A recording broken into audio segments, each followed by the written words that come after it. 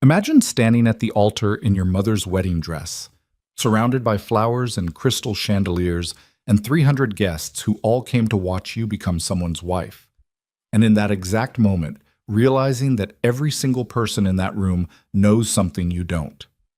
The doors swing open, a stranger walks in, and with 4 words, he destroys the only future you thought you had. But here's the part nobody talks about.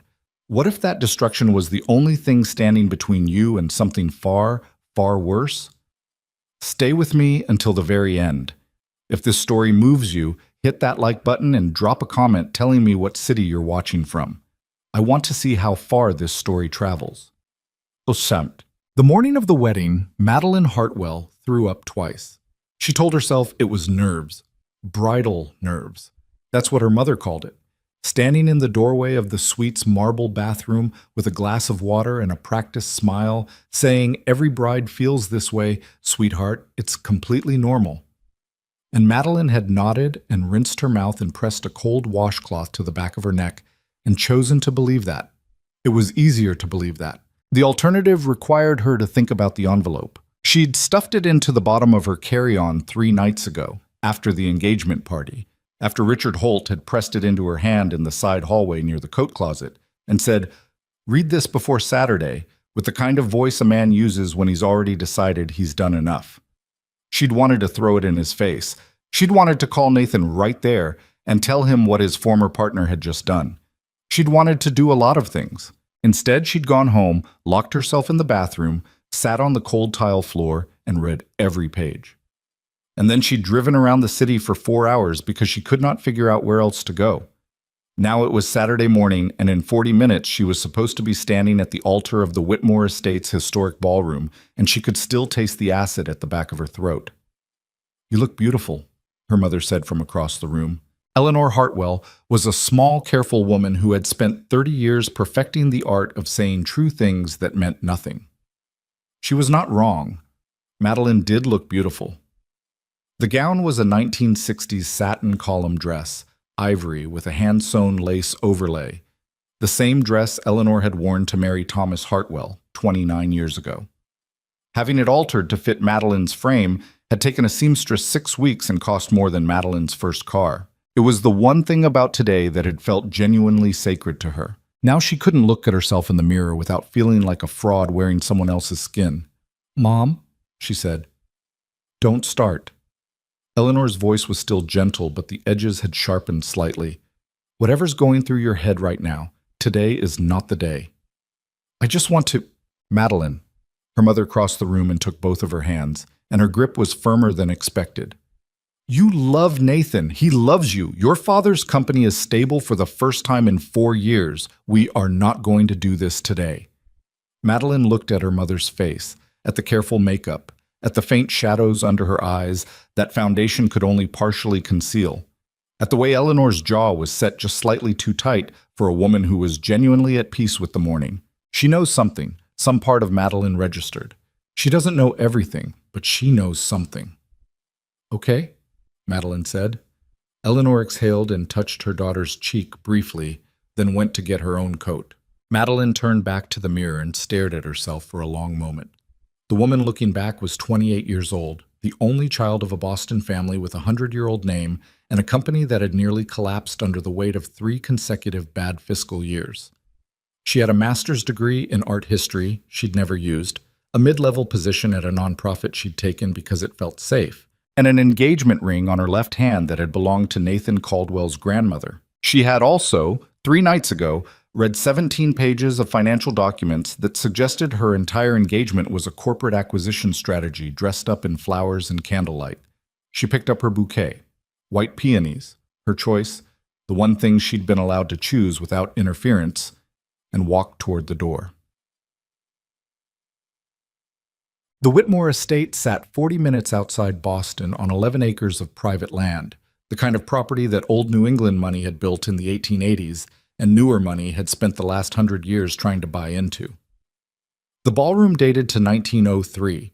The chandeliers were original crystal. The oak doors at the entrance were 12 feet tall and had been imported from a demolished French manor house sometime before the First World War. Nathan Caldwell had chosen this venue. He'd chosen most things about the wedding, actually. The venue, the caterer, the orchestra, the guest list. Madeline had told herself at the time that she'd appreciated the help, that planning a wedding while working full-time was overwhelming, that it was a sign of how much he cared. She told herself a lot of things in the 14 months since they'd gotten engaged. She stood in the antechamber now while the wedding coordinator, a thin woman named Patricia, who communicated primarily through a headset and a series of clipboard gestures, arranged the procession. Her father was supposed to walk her down the aisle. Thomas Hartwell stood 6 feet away in a charcoal morning coat, looking at his shoes. He hadn't looked at her directly all morning. "Dad?" He looked up. His face did something complicated, a kind of flinching forward motion, like he'd started towards something and then stopped himself. "You look like your mother," he said, "when she was young. Is that all you have to say to me?" "Madeline, did you read those documents?" She kept her voice low. Patricia had moved to the far end of the antechamber with her clipboard and her headset. The bridesmaids were clustered near the door, pretending not to listen. "Dad, the documents Richard Holt gave me. Did you know what they said before I read them?" Thomas Hartwell was 63 years old and had the look of a man who had once been forceful and had slowly, over many years, had the force pressed out of him. He straightened his tie. He looked at the wall behind her left shoulder. "Today isn't... Don't." Her voice came out harder than she intended. "Don't tell me today isn't the day. Don't stand there and straighten your tie at me. Just answer the question." A long pause. "It's more complicated than those documents make it look," he said. Her stomach dropped clean through the floor. "So you knew?" "I knew Nathan was helping stabilize the company. I knew there were investment arrangements I wasn't fully... He manufactured the crisis, Dad." She said it quietly because there was no other way to say it without screaming. "He didn't save us. He spent 18 months engineering the collapse and then positioned himself as the solution. The documents show it. The loan structures, the board manipulation, the shell companies. It's all there. He created the problem so he could marry into the answer." Thomas's face had gone very still. "The company would have failed anyway," he said finally. "The market... Stop." She felt something cold settle over her. "Stop right now." He did. Patricia's voice crackled through the headset 20 feet away. 2 minutes, people. 2 minutes. Madeline looked at her father, really looked at him, and understood something she hadn't let herself understand before. He hadn't been deceived.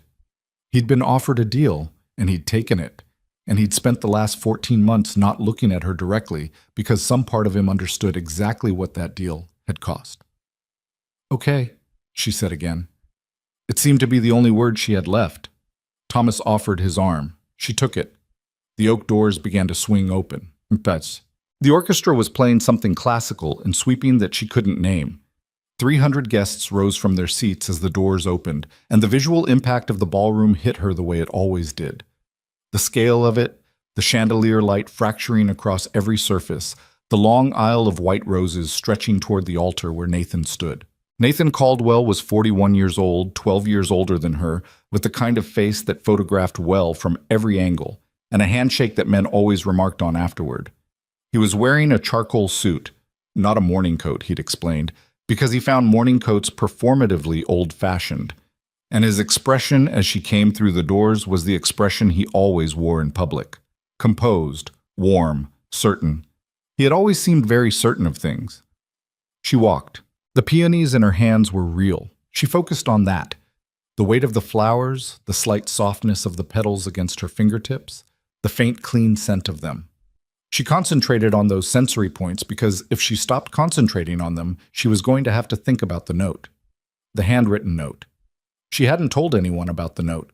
It had been tucked inside the envelope along with the financial documents, written on plain white paper in a handwriting she didn't recognize. Compact, precise, the letters pressed hard into the page. Most of the note had been dense with names and corporate entities and account numbers that still made her eyes blur when she tried to parse them.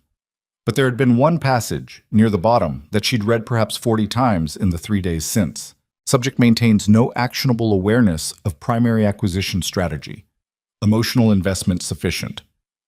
Wedding date confirms transfer of family trust access. Post-ceremony filing window, 30 days. Subject.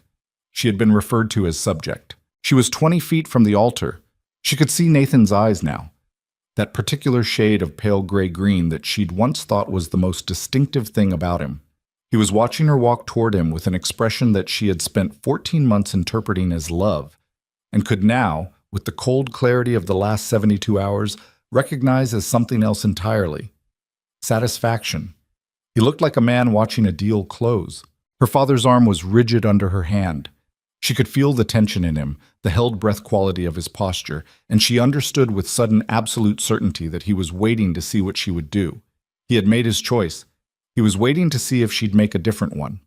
10 feet.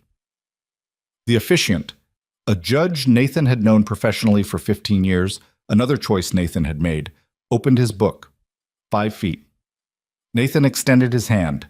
Madeline stopped. She didn't plan it. Her feet simply stopped moving, and the forward momentum of the moment, the music, the guests, the flowers, the expectation that had been building for 14 months, all of it kept going without her for a single suspended second while she stood absolutely still on the white rose petals and breathed. In. Out.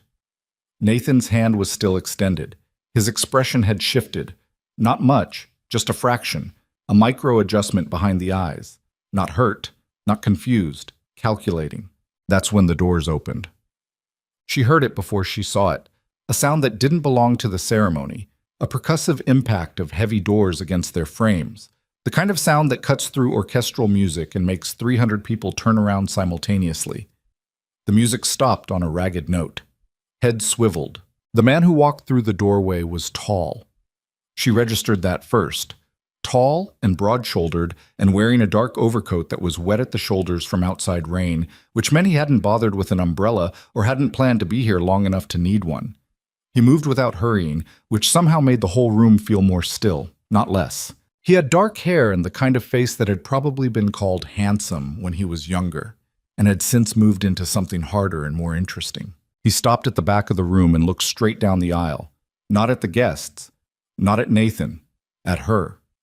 Stop the wedding. His voice was not loud. It was simply clear, the way a struck bell is clear, carrying through the space without effort because it was calibrated to carry. 300 people heard it. Nobody moved. Madeline's hands had gone cold around the peonies. She knew him. She knew his face. She'd spent 4 hours studying it through a car window in a parking structure 3 nights ago, watching rain move down the glass while he sat on a concrete barrier 12 feet from her driver's side door and said nothing, just existed in the same space, just stayed. She'd never told him her name. She didn't know how he'd gotten here. She didn't know how he knew. Nathan's voice came from behind her, low and controlled and dangerous. Who the hell are you? The man in the dark overcoat reached into his breast pocket and removed a folded document. He held it up so the room could see it. Colton Hayes, he said, and I think the bride has some questions for the groom. What happened next would later be described in Boston society circles, in approximately 47 different versions, none of them accurate. The tabloid accounts that ran the following week would focus on the dramatic elements, the stopped ceremony, the shouting, the bride walking out, and miss the actual story entirely, which was not a story about a wedding at all. It was a story about a document. Colton Hayes walked down the aisle without asking permission and without looking at anyone except, briefly, Madeline herself. He set the folded papers on the altar railing, not in Nathan's hands, not in the officiant's, on the railing where anyone could pick them up, and then he stepped back 2 paces and crossed his arms and waited. "Ma'am," he said, and his voice was quiet now, meant only for her. "I think you need to see what's in there." Nathan moved forward fast. "This is private property, and you have no right." "I have every legal right." Colton didn't look at him. "Those are copies of documents filed with the SEC, the Massachusetts Attorney General's office, and 3 federal courts in the last 48 hours. They're public record. The originals are already in evidence." The room had gone very quiet. Madeline picked up the document. Her hands were shaking slightly. She noticed this the way you notice weather, as an external fact, as she unfolded the papers. She'd already read much of what was in here, or versions of it. The Hartwell Group's altered loan records, the shell company structures, the manufactured credit downgrade from 18 months ago that had made Thomas Hartwell desperate enough to accept outside investment on terms he didn't fully read, But there was a section she hadn't seen before. It ran for 4 pages, dense with names and transaction records. And at the top it bore the heading, Operation Anchor, Principal Target Overview.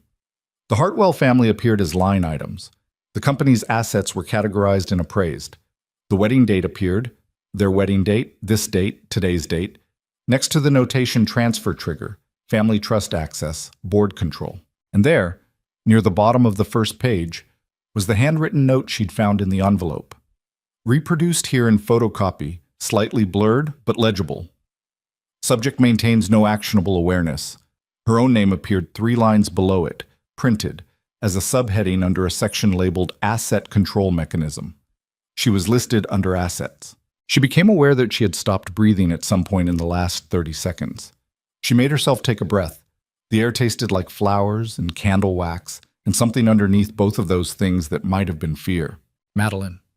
Nathan's voice had changed. The composed warmth was still in it, but it was working harder now, performing more explicitly. These documents are being taken completely out of context. There's an explanation for everything in there, and I can give you that explanation, but not like this, not in front of witnesses, Colton said pleasantly. I wasn't talking to you. I know. I'm inserting myself anyway. He looked at Nathan for the first time, and whatever Nathan saw in his face made Nathan go slightly still. Mr. Caldwell, I've been building a file on you for 23 months. I know about the Meridian Group accounts. I know about the Tremont Holdings restructuring. I know about the 3 other companies you've run this strategy on before the Hartwells. And I know why 2 of those targets are currently in litigation. He paused. I also know that none of this started with you. The ballroom was absolutely silent now, 300 people holding their breath. Madeline looked up from the document. Nathan's face had changed in a way she'd never seen before. The composure was still there, but it had shifted underneath, restructured itself around a different architecture. He looked like a man deciding very quickly how much to give up in order to protect something more important. I want those documents verified before anyone— They've been verified, Colton said, by 3 independent forensic accountants and a federal prosecutor, but we can talk about the evidentiary chain later. Right now, I think the question in this room is a pretty simple one. He looked at Madeline. Do you want to continue this ceremony? The question landed in the room like something physical. Madeline looked at Nathan. She looked at the document in her hands. She looked at her father, who had finally stopped staring at his shoes and was now watching her with an expression she recognized from her childhood. The look he got when a decision had been made above his pay grade and he was waiting to find out how he fit into it. She looked at her mother, who had gone white and very still in the front pew with both hands pressed flat against her thighs. She looked down at the peonies. She had chosen the peonies. No, she said. The word came out steady. She hadn't been sure it would. She remembered fragments after that, the way you remember things that happen very fast. The sound of her own heels on the marble floor as she walked back up the aisle. The rustle of 300 bodies turning to watch her pass. Her mother's voice saying her name in a register she'd never heard before. Sharp and frightened, and something else underneath the fear. Something that might have been relief. She remembered Nathan's voice, controlled and sharp. Madeline, stop. She remembered not stopping. She pushed through the oak doors, and the cold air hit her like a hand against the face. Physical, bracing, real. It was early March in Massachusetts, and the morning had turned overcast while she'd been inside, and the rain had stopped but left everything wet and gleaming and stripped of its decorative intentions. The stone steps of the Whitmore estate glistened under a flat gray sky. The long drive that led from the estate gates to the front entrance was lined with bare trees. She stood at the top of the steps and breathed. In, out. She was still holding the peonies. She hadn't meant to keep holding them. She looked down at them with a kind of distant bewilderment. Why do I still have these? And then the doors opened behind her and she heard footsteps on stone. She turned around. Colton Hayes stopped a respectful distance away and looked at her with an expression she couldn't immediately categorize. Not pity, not satisfaction, something steadier than either of those things. You okay? He asked. No, she said. He nodded like that was the correct answer. She looked at him more carefully now than she had in the parking structure 3 nights ago. when she'd mostly been watching him sideways through rain-streaked glass in a state of shock. He was older than she'd initially registered, early 40s maybe, with the particular kind of weathered quality that came from spending significant time in uncontrolled circumstances. There was a scar along his left jaw that she hadn't noticed before. His overcoat was expensive but not flashy, the kind of thing a person wore when they'd stopped caring about signaling wealth and simply needed something that worked in bad weather. "How did you know where I was?" she asked. "That night, the parking structure." "I didn't." He put his hands in his pockets. "I was running surveillance on a building 2 blocks east. You appeared in the camera frame. You were there for a while. I got concerned. You sat outside my car for 4 hours. You didn't seem like you wanted company. You also didn't seem like you should be alone." He shrugged slightly. "So?" She didn't know what to say to that. "The documents you brought today," she said instead. "How long have you had them?" "Most of them, 6 weeks. The note, the one with your name on it, that one I found 4 days ago." He paused. "I tried to find a way to get it to you without—" He gestured vaguely back at the ballroom doors. "Without this. Without the 300 witnesses. Yeah. How'd that work out?" Something moved across his face that might, under different circumstances, have been a smile. "Not great." She turned and looked out at the bare trees lining the drive. The cold was settling into her through the satin of the dress. She'd need a coat soon, but going back inside for one was not something she was prepared to do. "You said he wasn't the mastermind." She kept her voice even. "Inside. You said this didn't start with him." "That's right." "Who?" Colton was quiet for a moment. "I'll tell you," he said, "but not here. Not standing on these steps where anyone coming out of that building can hear us." She looked at him. "Why does it matter where we are?" He met her eyes, and something in his expression shifted. Not dramatically, just enough to communicate something she'd been half-sensing since the moment he'd walked through those ballroom doors. "Because the person behind Nathan Caldwell has significant resources," he said carefully. "And because those resources include people. And because 3 of those people are currently in that building, and I'd rather we weren't standing in an open space with good sight lines when you and I have this conversation." The cold had nothing to do with it, but Madeline felt the temperature drop anyway. "You're saying I'm in danger?" He didn't look away. "I'm saying that now that this ceremony didn't happen," he said, "you've become something you weren't before." "What's that?" "A loose end," he said. "And whoever runs this operation does not leave those." Chill. She did not go back inside. She sent a text to her mother. "I'm okay. I'll call you tonight," and turned the phone off before Eleanor could respond. She thought about calling her father, and then didn't because she wasn't sure what she would say to him yet, and she wasn't sure she could say it without her voice breaking, and she was not going to let her voice break. Not today. Colton's car was parked on the service road that curved around the west side of the estate, away from the main guest lot. A black SUV, practically invisible against the gray morning. He opened the passenger door without ceremony, and she got in, still in her mother's wedding dress, still holding the white peonies, because she had nowhere else to go and no other viable option, and because standing on those steps, she had made the first genuinely free choice of the last 14 months of her life, and that choice had led her here. The interior smelled like coffee and old paper and something faintly metallic she chose not to examine too carefully.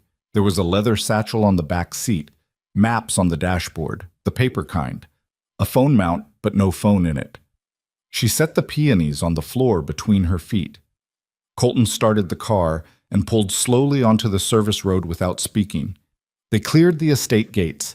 The trees closed around them on both sides as they wound down toward the main road. "Tell me about the person behind Nathan," she said. He drove for a moment. "His name is Warren Aldrich," he said, 67 years old.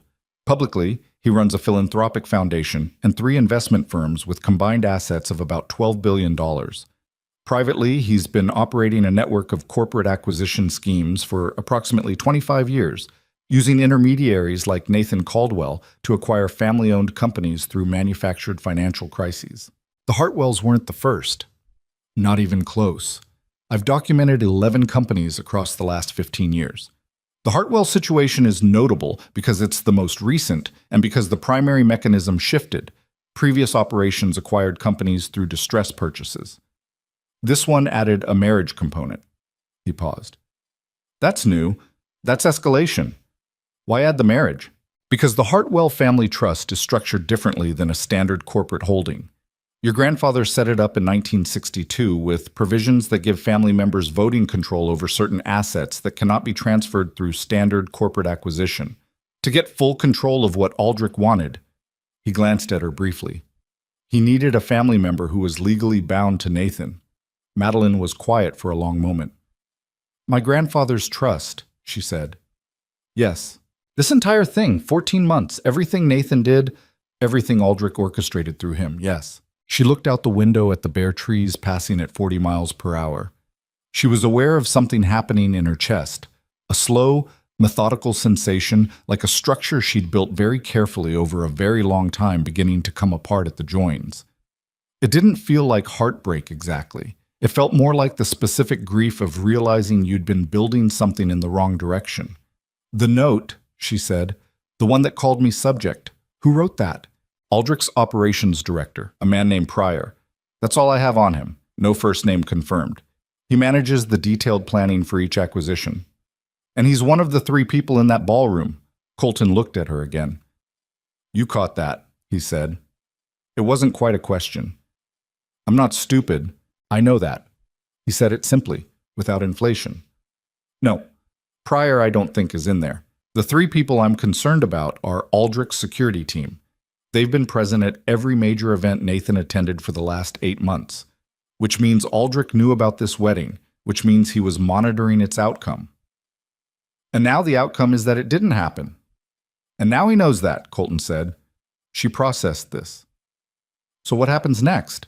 He was quiet for 3-4 seconds. Outside, they'd cleared the wooded estate road and were merging onto the highway, and the gray Massachusetts morning opened up around them.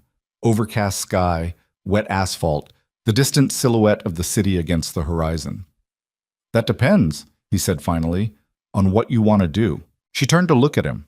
His profile in the flat morning light, the scar along his jaw, the quality of stillness he carried that she'd noticed in the parking structure and still couldn't entirely account for. What are my options? She asked. You could walk away. Let the federal case proceed without you. I have enough evidence for that even without your cooperation. You'd be a witness at some point, but not a central one. You go back to your life. Back to my life, she repeated. Or you help me finish it. He said it without inflection, the way you state a fact. Your father's company archives, so there are records there that I know exist but haven't been able to access without someone from the family. Aldrich's people will move to destroy evidence now that this has gone sideways. We have a window, maybe 48 hours, probably less. You want me to help you get evidence out of my father's company? I want to ask you if you're willing to. There's a difference. She looked at the city growing closer through the windshield. She thought about the note. Subject maintains no actionable awareness. She thought about the word subject and what it meant to be categorized that way. To have your awareness be a resource that someone else managed. She thought about 14 months of carefully orchestrated dinners and conversations and romantic gestures that had been, in their entirety, a mechanism. She thought about her mother's face at the altar, that flash of something that might have been relief. And she thought about her father's voice saying it's more complicated than those documents make it look. And she thought about a man sitting outside her car for 4 hours in a parking structure because she'd appeared in a surveillance camera frame and he'd decided she shouldn't be alone. None of these thoughts resolved into anything simple, but one thing was clear.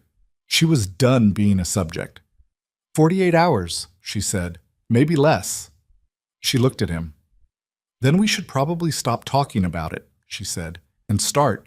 Colton's expression did the thing that might, under different circumstances, have been a smile. He accelerated onto the highway, and the city pulled toward them through the gray morning air, and behind them, somewhere behind them in the ballroom of the Whitmore estate, a carefully constructed lie was still collapsing. Witnesses were still turning to each other in shock, and a man named Warren Aldrich was receiving a phone call that told him his plan had failed. What that phone call did not tell him, what he would not know until it was too late, was that the subject had stopped being a subject, and that changed everything. The highway moved under them in silence for the first 10 minutes. Madeline sat with her hands in her lap and watched the city grow incrementally larger through the windshield and tried to organize her thoughts into something usable. This was harder than it should have been. Her brain kept snagging on sensory details, the cold still in her fingers from the estate steps, the rustle of the dress every time she shifted her weight, the smell of coffee in the car that she desperately wanted but hadn't asked for because asking felt like acknowledging that she was going to be here long enough to drink it. Colton drove without talking, both hands on the wheel, eyes forward, the particular silence of someone who was thinking rather than simply waiting. She broke it first. You said Warren Aldrich has been running this for 25 years. Approximately. And in 25 years, nobody has prosecuted him. Correct. Because. He exhaled through his nose. Because he's careful. Because his name never appears directly on anything. Because his intermediaries, the Nathans, carry all the visible exposure. And when situations get difficult, those intermediaries become available for prosecution, and Aldrich is already 3 layers removed. He changed lanes. He's also spent 25 years building relationships with people who matter. Regulators, attorneys, people who sit on federal oversight committees. He's not untouchable, but he's insulated. But you've been building a case anyway. For 23 months, yes? She let that sit for a second. Why? She asked. He didn't answer immediately, the kind of pause that meant the answer existed but required some decisions about how much of it to give. One of the 11 companies I mentioned, he said finally, a manufacturing firm in Providence, family-owned, 3rd generation. Aldrich's network ran the same play on them, manufactured the financial crisis, moved in with a solution, acquired control. He paused. The owner's daughter found out what had happened 3 weeks after the acquisition closed. She was 24. She went to the SEC, the AG's office, 3 different federal agencies. Another pause, shorter. Nobody did anything. Case went nowhere. She spent 2 years trying and eventually, he stopped. What happened to her? She's fine, he said. She's alive, but she's not. She lost a significant amount of herself in those 2 years. And when the case died, she had no recourse and no resources and nobody who had helped her recover any of what her family lost. Madeline looked at his profile. You knew her. He didn't confirm or deny this immediately. I know the family, he said. That was all. She turned back to the window. Providence, a manufacturing firm. A 24-year-old woman who'd spent 2 years fighting and gotten nothing. So this is personal, she said. Most things worth doing are, he said. They stopped at a gas station on the edge of the city. Not for gas, it turned out, but because Colton pulled around to the back, parked between a dumpster and a concrete wall, and spent 90 seconds studying both mirrors before he seemed satisfied that nobody had followed them off the highway. He did this methodically and without drama, the way a person checks a habit they've had long enough that it requires no conscious effort. You do this a lot, Madeline said. The mirror thing, when the situation calls for it. Does the situation call for it right now? We just left an event that 3 of Aldrich's security personnel attended. He shut the engine off. Yes. She absorbed this. Okay. He reached into the back seat and produced a thermos, poured coffee into the cap and handed it to her without asking. She took it. I need you to think through your father's archives, he said. What exists there, where it's physically located, and whether anyone other than immediate family would have access on a Saturday. She drank the coffee.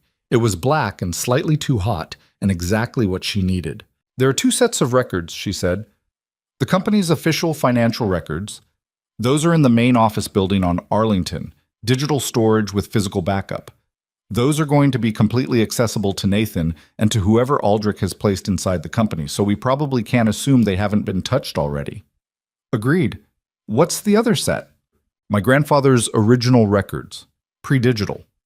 Physical documents, ledgers, the original trust instruments. They're kept in the archive room in the basement of my parents' house in Brookline. She wrapped both hands around the thermos cap. My father never digitized them because he didn't trust the security of the systems available when we could have afforded to do it, and then the company started having problems and he couldn't afford to do it. So they've just stayed there, in boxes. In a room that locks from the outside with a key that my father keeps in his study. Who knows those records exist? She thought about it. My parents. Me. She paused. I mentioned them to Nathan once, maybe 8 months ago, when we were talking about the trust. I told him my grandfather had maintained meticulous records of the original trust structure. She stopped. I told him where they were kept. The silence that followed that statement had a particular texture. So he knows about the room, Colton said. Yes. And does anyone from your family know we're having this conversation right now? My mother knows I left the estate. She doesn't know with who or where. He looked at her steadily. We need to get to that room before anyone else does. My father is still at the estate. Your father, Colton said carefully, is not the primary risk right now. She set the thermos cap down on the dashboard. You think Nathan will send someone to the house? I think that the moment Nathan recovered from what just happened in that ballroom, his first thought was damage control. And damage control means identifying and eliminating any evidence that could make the federal case stronger than it already is. He held her gaze. Those documents are exactly that. She felt something tighten in her chest. My mother might be home. Call her, he said. Find out where she is and keep her away from the house for the next 2 hours without telling her why. What do I tell her? That you need time. That you'll explain everything tonight. That she should go somewhere she's comfortable. He handed her the phone from the center console, a secondary phone, she realized, because his personal phone was presumably somewhere other than a car he used for surveillance work. Whatever keeps her away from that house, Madeline took the phone. Her hands were steadier than she expected them to be. Eleanor Hartwell answered on the first ring, which meant she'd been holding the phone. Madeline. Her mother's voice was compressed, not quite crying, but built right up to the edge of it. Where are you? Thomas is trying to reach you. Nathan is... Mom. She kept her voice level. I need you to listen to me carefully. Are you still at the estate? I'm in the parking lot. I'm waiting for... Go to Aunt Patricia's house, right now. Don't go home yet. A pause. What? Why? Madeline, what is happening? I'll explain everything tonight, I promise. But I need you to go to Aunt Patricia's and stay there until I call you, and I need you not to tell anyone where you're going. She paused. Not even Dad. The silence that followed was the specific silence of a woman rearranging her understanding of what kind of day this had become. You're scaring me, Eleanor said quietly. I know. I'm sorry. Please do what I'm asking. Another pause, then, are you safe? Yes. Are you with someone? She glanced at Colton, who was watching the mirrors again. Yes, she said. Someone I should be worried about? No. She thought about it. Not yet? Eleanor exhaled a long, shaky breath. Patricia's house. Okay. Thank you. Madeline. Her mother's voice dropped lower, something private under the fear. Your father, he didn't know everything. I want you to know that. He made choices I didn't agree with, but he didn't know everything. Madeline looked at the gray sky through the windshield. How much did you know? She asked. Silence. Mom. We'll talk tonight, Eleanor said, and ended the call. Madeline sat with the phone in her hand for a moment. Your mother, Colton said. It wasn't a question. She knew something, Madeline said. I don't know how much. She handed the phone back. Let's go. Oh, the Hartwell house in Brookline was a 3-story Victorian on a residential street that had been in the family since the 1940s. Thomas had grown up in it. Madeline had grown up in it. It smelled like the same furniture polish it had always smelled like, and had a front door that stuck in wet weather, and a kitchen that had never been properly renovated because Eleanor refused to change the original cabinetry. They came in through the back gate, which Madeline opened with a key she'd kept on her ring since she was 17. The garden was wet and winter bare. The house looked closed and quiet. Looked. Colton put his hand on her arm before they reached the back door. She stopped. He pointed without speaking at the back door's lower hinge. She looked at it. It took her a moment to see what he was indicating, a small bright scratch in the weathered paint around the hinge plate. Fresh. The kind of mark a tool leaves. Someone had already been here. She felt the floor of something drop out from under her. Colton held 2 fingers up. 2 people. Then he pointed at the door handle, then at himself. Then he pointed at her and made a stay gesture. She wanted to argue with this and didn't, because whatever she was capable of handling emotionally right now, she was under no illusions about what she was equipped for physically. He tested the door handle, unlocked, which it hadn't been when she'd left yesterday morning, and pushed it open slowly. She stood in the wet garden in her mother's wedding dress and listened. Inside, the particular silence of a house that's been moved through recently. Not empty silence, recent silence. Colton went in. 30 seconds that felt like considerably longer. Then, "Clear. Come in." The kitchen had been searched. It wasn't immediately obvious. Whoever had done it was professional enough to put things mostly back. But Madeline knew this kitchen in the way you know a space you've spent your entire life in, and she could see it. A cabinet door not quite flush. The stack of mail on the counter shifted from where her mother always kept it. A chair at the kitchen table pulled 2 inches out from where it belonged. "How long ago?" she asked. "Recent. Within the last hour, probably." He was moving through the kitchen toward the hallway. They may not have found the archive room yet if they didn't know exactly where to look. "It's in the basement. There's a door at the bottom of the stairs that looks like a storage closet. The archive room is behind a false wall inside it." She was already moving toward the basement stairs. "My grandfather had it built in the 60s. He was paranoid about industrial espionage." Smart man. The basement stairs were narrow and smelled like old stone and wood. Madeline went down them faster than was probably wise, gathering the hem of the wedding dress in one fist, and at the bottom she crossed the main basement space. Furnace, water heater, storage shelves exactly as she remembered them since childhood, and reached the door that looked like a closet. The padlock was intact. She exhaled. "Key?" Colton said from behind her. "Upstairs. My father's study." He was already going back up. She waited in the dimness of the basement and listened to the house above her and tried to slow her breathing down from whatever it was currently doing. The cold in the basement was damp and specific. She could hear, distantly, what might have been a car on the street outside. She counted her breaths. 3, 4. Footsteps on the stairs. Colton came back down with a small brass key in his hand and passed it to her. She unlocked the padlock and opened the closet door, and reached inside for the specific panel on the left wall. Third from the bottom, you pressed it at the right corner. And the false wall swung in on its pivot, and there, in the shallow room beyond, were 17 cardboard boxes, each one labeled in her grandfather's handwriting. Estate records, trust instruments, company ledgers going back to 1947. The smell of old paper and time. "Okay," she breathed. "The trust instruments," Colton said from behind her. "Original documents establishing the family trust. That's what we need first." She moved to the boxes. Her grandfather's labeling system was meticulous and consistent, and she'd helped him reorganize these boxes when she was 12 years old, so she knew it almost by heart. She found the box labeled Trust, Original, 1962, and pulled it out. They were still there.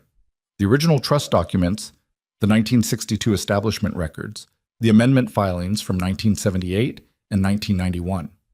She lifted the top document and scanned it quickly, and then she found the amendment from 1991. She'd known it existed. Her father had mentioned it vaguely, years ago, but she'd never read it in full. She read it now. Her hands went very still. Colton. He was already reading over her shoulder. The 1991 amendment added a provision that her grandfather had apparently inserted without telling anyone in detail, certainly not her father, or not in terms that Thomas had clearly understood. The provision established that in the event of any marriage by a direct heir, no transfer of trust-controlled assets could be executed without a secondary authorization from a trustee, a neutral third-party trustee specifically designated. The designated trustee, as of 1991, was a Boston law firm named Ashford and Brennan. "The trust," she said slowly, "couldn't have transferred through the marriage anyway." "No," Colton said. He was very still behind her. "It couldn't." She looked at him. "Nathan didn't know about this amendment." "Apparently not." Which means Aldrich didn't know either. Their entire marriage strategy would have hit a legal wall the moment they tried to execute it, he said. They went through all of this for a mechanism that had been blocked since 1991. She set the document down very carefully. My father, she said. Did he know about this amendment? Silence. Would it matter? Colton said. She thought about Thomas straightening his tie. It's more complicated than those documents make it look. His refusal to meet her eyes all morning. Yes, she said. It matters a lot. She pulled out her phone and dialed her father's number. It rang 4 times. Thomas Hartwell answered with the voice of a man who had spent the last 2 hours preparing for this call. Madeline, the 1991 amendment to grandfather's trust, she said. Did you know about it? A pause. Where are you? Answer the question, Dad. Another pause, longer. Yes, he said. I knew. The word landed like a fist. You knew the trust couldn't transfer through the marriage. You knew the entire thing Nathan and Aldrich were building couldn't actually work. And you still... She stopped because her voice was starting to do something she didn't want it to do.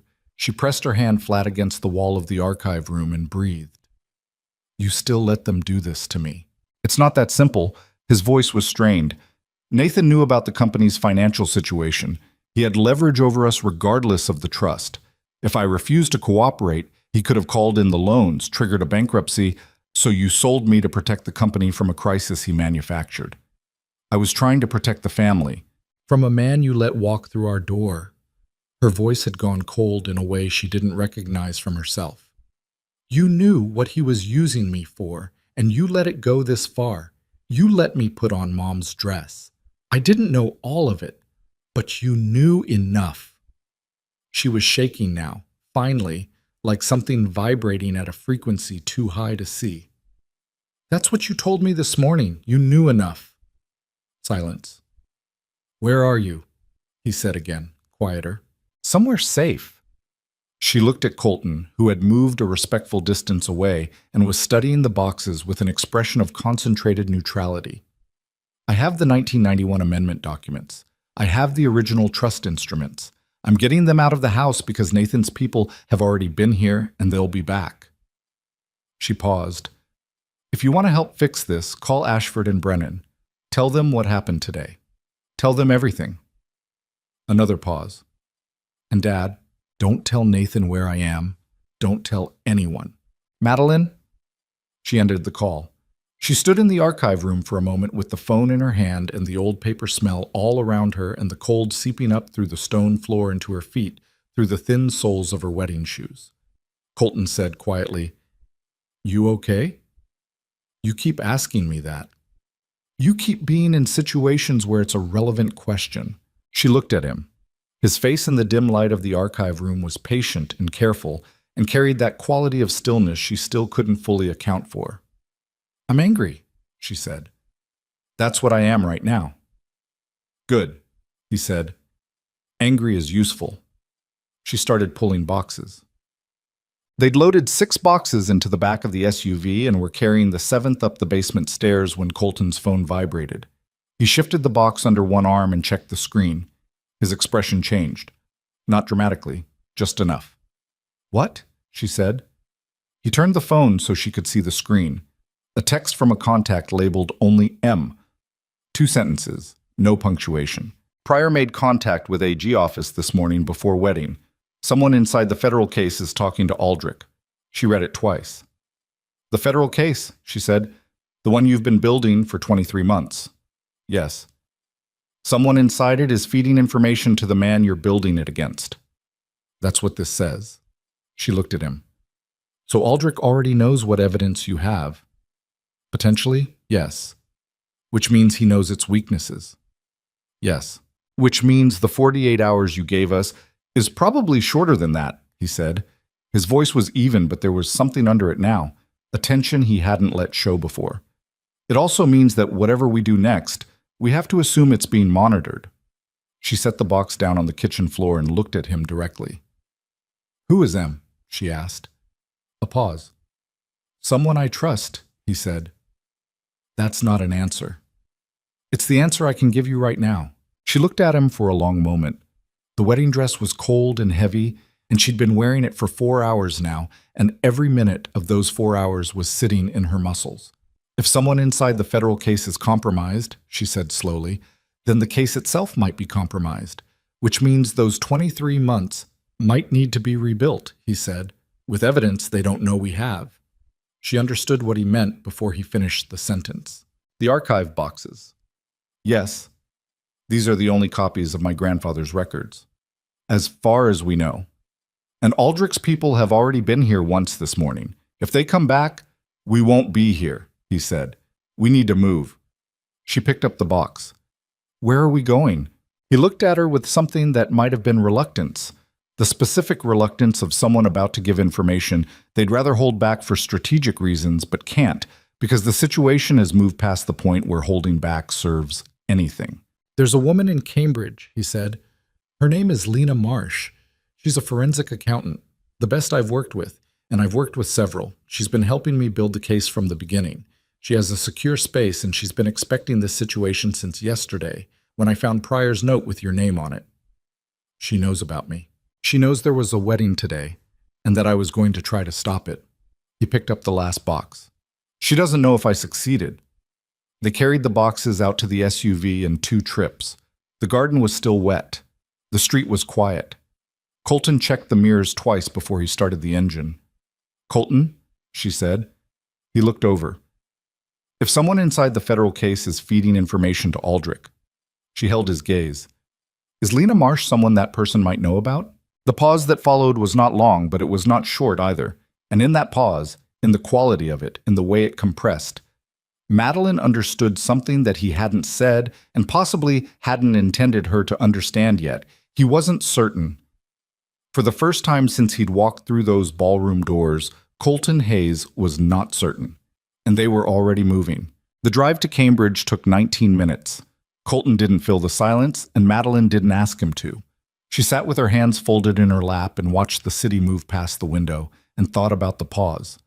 That specific pause when she'd asked him whether Lena Marsh was someone the compromised contact might know about. She'd been cataloging it since the moment it ended. Its duration, its texture, the way his jaw had shifted slightly before he'd chosen not to answer. He'd spent 23 months building a case. He'd built it with people he trusted. And now one of those people was feeding information to Warren Aldrich. She did the math on that quietly, without saying it out loud. Lena Marsh's address was a narrow brick building on a side street 3 blocks from the river, the kind of building that had been a warehouse in a previous life and had been converted into live work units sometime in the early 2000s with just enough renovation to be functional and not enough to be pretty. There was a buzzer panel at the door with unit numbers and no names. Colton pressed the button for 4C without hesitating. Static. Then a woman's voice, low and precise. Who's with you? The bride, Colton said. A pause. Then the door buzzed open. Lena Marsh was 45 years old and looked like someone who had decided at some point that sleeping was an inefficiency she was working to eliminate. She was slight, dark-haired, with reading glasses pushed up on her forehead and ink on the side of her right hand, and the particular focused energy of a person who had been working for a long time and was not planning to stop. Her unit was large. The warehouse conversion had given her open floor space that she'd filled primarily with 2 long work tables covered in documents, 3 monitors running simultaneously, and a filing system that looked chaotic from the doorway and probably made complete sense from inside. She looked at Madeline for exactly 2 seconds, taking in the wedding dress, the disheveled hair, the general condition of someone who had been through a significant mourning. And then she looked at Colton. How bad? She said. Someone contacted the AG's office this morning, he said. Before the ceremony, we got the text from M while we were at the house. Lena's expression shifted in a way that was hard to read. Not surprise, exactly. More like a confirmation of something she'd been hoping not to confirm. Come in, she said. Both of you, shut the door. They put the archive boxes on the floor along the far wall. Lena made coffee with the practiced movements of someone doing it for the 4th or 5th time today and set mugs on the edge of the nearest work table without ceremony. Madeline wrapped both hands around hers and stood near the window and looked at the narrow street below, while Colton gave Lena the compressed version. The ceremony, the documents, the house in Brookline, The text from M. Lena listened without interrupting. When he finished, she was quiet for a moment, turning her coffee mug in small circles on the table surface. M is certain, she said. About the contact. The text said Pryor made contact with someone in the AG's office this morning, before 9. The wedding was at 11. Yes. So Aldrich knew before the ceremony started that you were going to be there. That's what it implies. Lena set the mug down. Then the question is whether he let it happen anyway. The room went quiet. Madeline turned from the window. What does that mean? She said. Lena looked at her. The look was not unkind, but it was very direct. The look of someone who communicated in data points and had limited patience for softening them. It means that if Aldrich knew Colton was going to walk into that ceremony this morning, Lena said carefully, and he chose not to prevent it, then either he couldn't prevent it or he decided not to. Why would he decide not to? Lena glanced at Colton. He was looking at the table. Something about that, the angle of his head, the quality of his stillness, made the skin on the back of Madeline's neck tighten. Colton, she said. He looked up. What aren't you telling me? He was quiet for 3 seconds. Then he pulled a chair away from the nearest work table and sat in it, and the gesture had a finality to it, a settling in that told her she was about to hear something she wasn't going to like. When I found Pryor's note 4 days ago, he said, the one with your name on it, the one that called you subject. He paused. It wasn't in Nathan's files. She waited. It was in Aldrich's direct correspondence archive, a file I've been trying to access for 14 months. He set his coffee mug down. I got access to it 4 days ago because someone provided me a decryption key. Who? Another pause. M, he said. She stared at him. The same person who just told you Aldrich has someone inside the federal case. Yes. And you trust this person? I have trusted this person, he said, and the verb tense was deliberate. For 18 months. They provided me with critical documents at 4 different points in this investigation. The evidence has always checked out. But, he looked at her steadily. But this morning's text came at a very specific moment, he said. Right after we'd found the archive room, right after you'd called your father. He paused. And before I'd told anyone where we were going next. The silence that followed had a particular density. Someone is tracking your phone, Madeline said, or Lena's building is already known.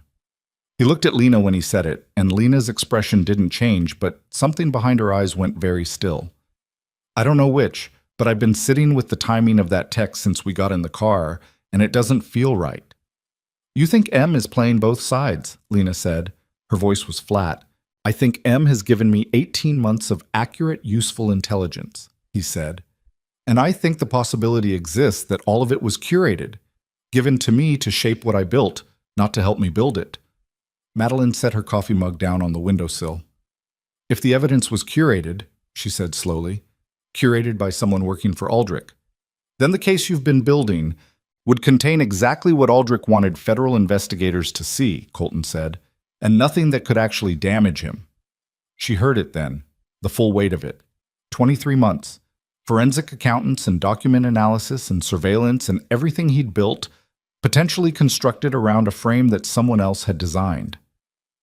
The documents you brought into that ballroom, she said. He looked at her. Were they real? The SEC filings were public record. Those are genuine. Nathan's involvement is genuine and prosecutable. He paused. But the documents connecting Nathan's operation to Aldrich directly were those from M. A pause. Some of them, he said. She turned and looked out the window at the narrow street. A car passed. 2 people walked a dog in the cold. Normal Saturday morning. The gap between that normalcy and the inside of this room felt like standing on the edge of something with no visible bottom.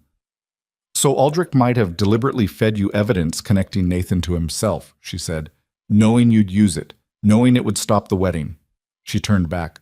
Why would he want the wedding stopped? Nobody said anything. And then from Lena's direction, very quietly, because the wedding was never the real mechanism. Lena moved to her center monitor. Her fingers on the keyboard were rapid and precise, and she pulled up a document structure that meant nothing to Madeline visually, but clearly meant something to Colton, because he stood up from the chair and moved closer. I've been looking at this since last night, Lena said. After Colton told me what he found in Aldrich's archive, I pulled every transaction record we have on Aldrich's network for the last 6 months. She pointed at the screen. Look at the Tremont Holdings movement. Colton looked. His face changed. What is that? He said. That is $63 million moving through 4 shell companies between November and February, Lena said, ending in a holding structure that connects to, she scrolled, the Hartwell Group's primary creditor account. Madeline heard her own breathing. Someone bought the Hartwell Group's debt, she said. All of it, Lena said, consolidated, in November. She looked at Madeline. Before the wedding was ever going to transfer trust assets or board control or anything else. The marriage was secondary. The real acquisition happened 4 months ago. She paused. Someone bought every dollar of debt your father's company owed, which means they now hold the right to call it in at any time, which means they don't need the trust, Madeline said. They don't need Nathan. They don't need me.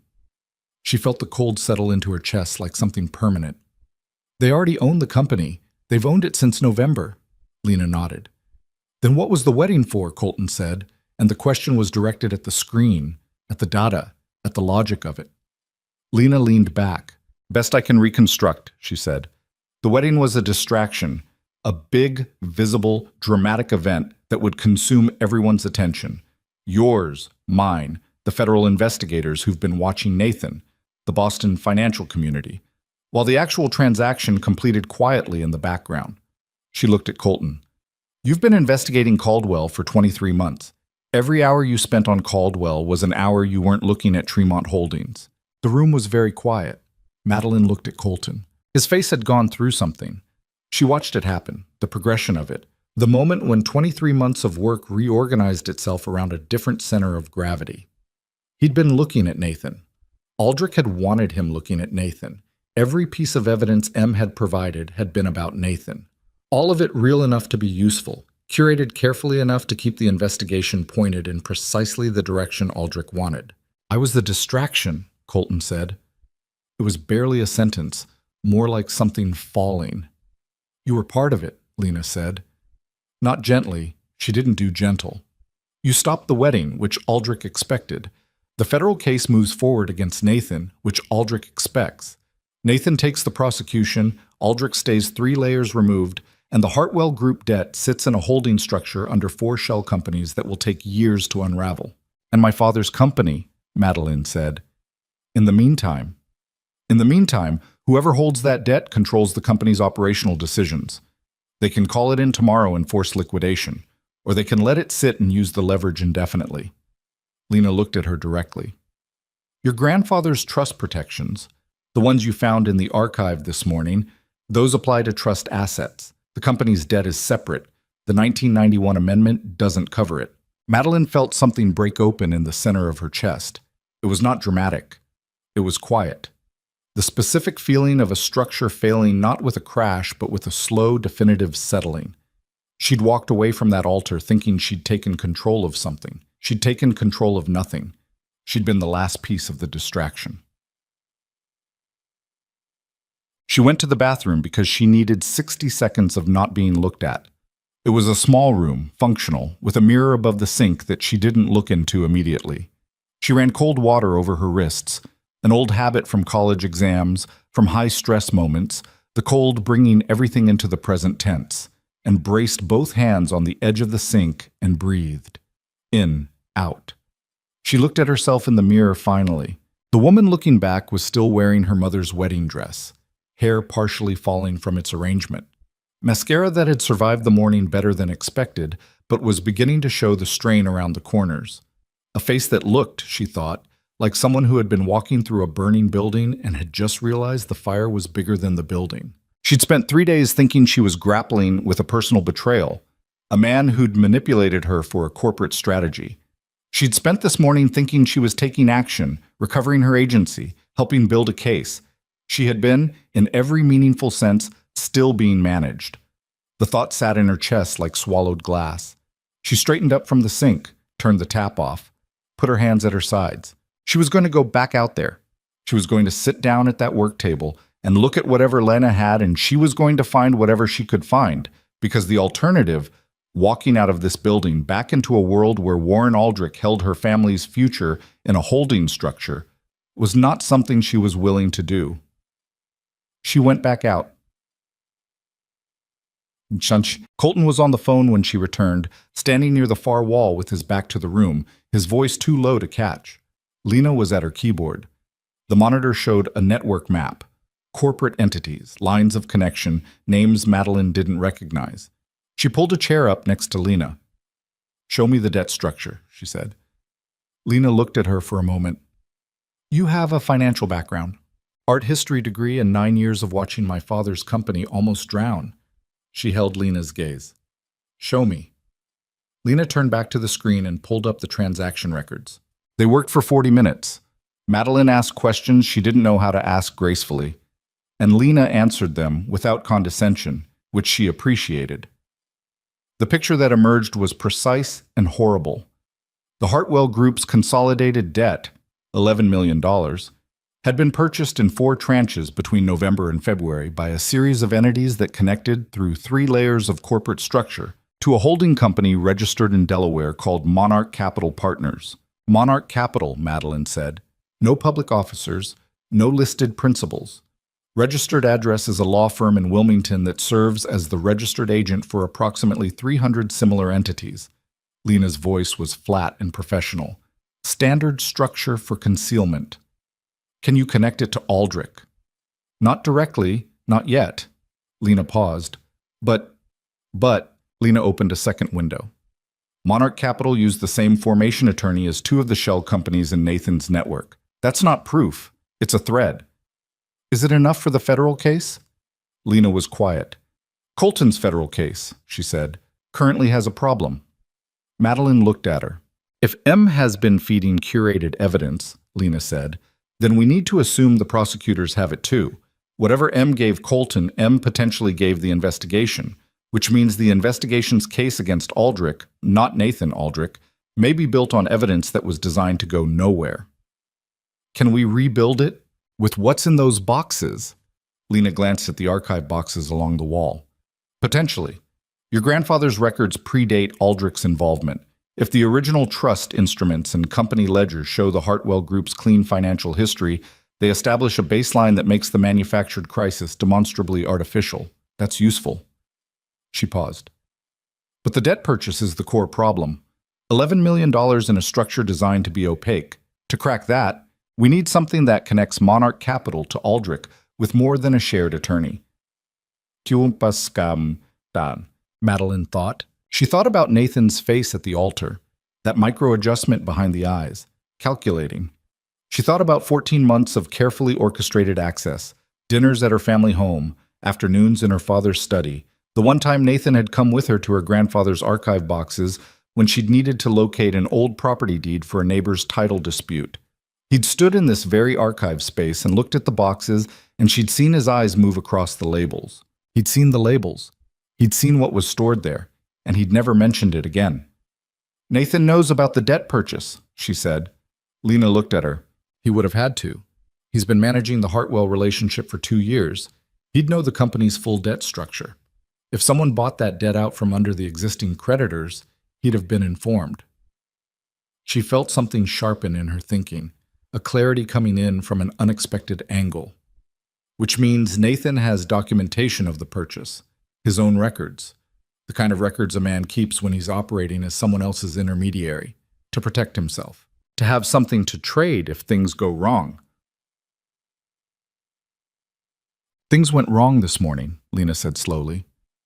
"Yes," Madeline said. "They did. And Nathan is currently sitting somewhere in Boston facing the collapse of everything he built, knowing that Aldrich is 3 layers removed and he's the one holding all the visible exposure."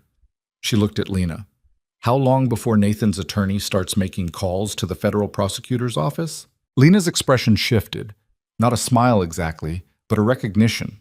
The look of someone watching a different person arrive. "Depending on how good his attorney is," she said. "Possibly already." "We need to get to Nathan before he makes a deal that doesn't include what we need," Madeline said. "We?" Lena said. "Yes." She said it without hesitating. "We." From across the room, Colton's voice. That's not going to be straightforward. She turned. He'd ended his call and was standing near the work tables with his phone in his hand, and his face carried something she hadn't seen in it before. Not uncertainty exactly, but a weight that hadn't been there this morning. The call had brought news she could read in the set of his shoulders before he said anything. "M called," he said. Not a text.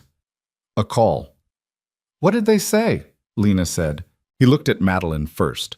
Something in his gaze was careful in a way that told her he was deciding right now how to say the next thing. "Your father," he said. "He called Nathan after you spoke to him." The cold in her chest became something else entirely. "What did he tell him?" she said. Colton's jaw tightened slightly.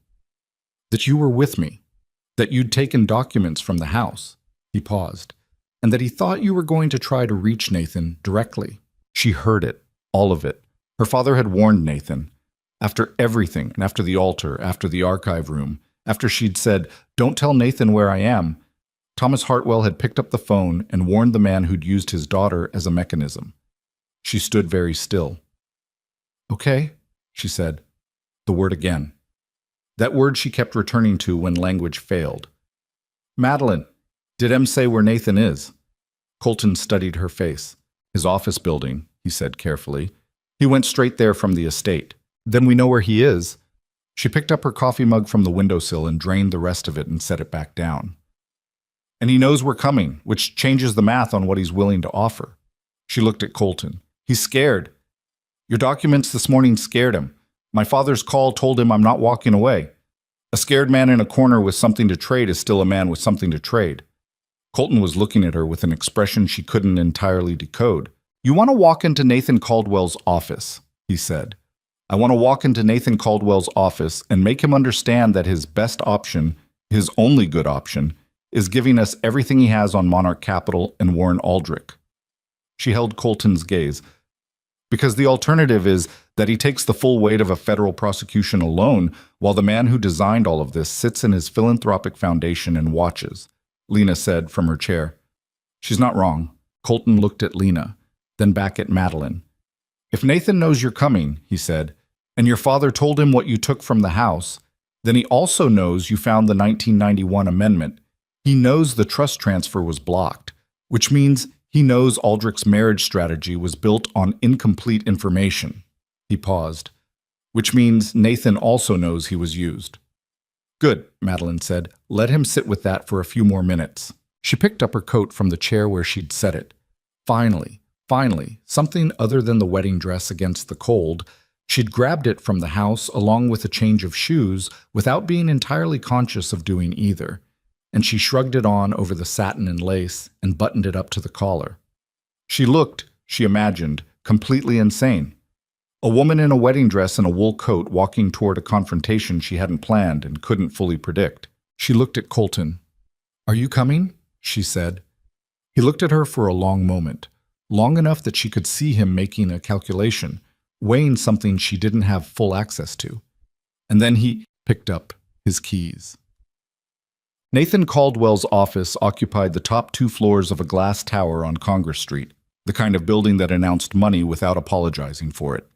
41 stories of reflective glass and brushed steel, a lobby with marble floors, and a security desk that required keycard access past the ground floor. On a Saturday, the building ran a skeleton staff, security, building maintenance, the occasional executive who couldn't stay away. They parked on a side street 2 blocks east. Colton killed the engine and sat for a moment.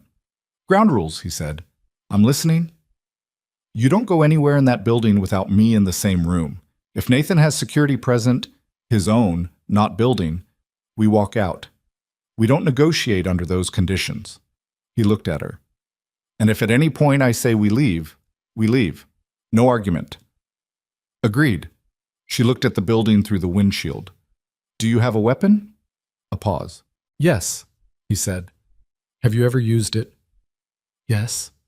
She nodded once and got out of the car. The lobby security guard was a heavy-set man in his 50s who looked up from his desk with the expression of someone who had seen many things on many Saturdays but had not previously seen a woman in a wedding dress and a wool coat walk through his front door with the focused energy of an approaching weather system. Colton showed him something, credentials of some kind.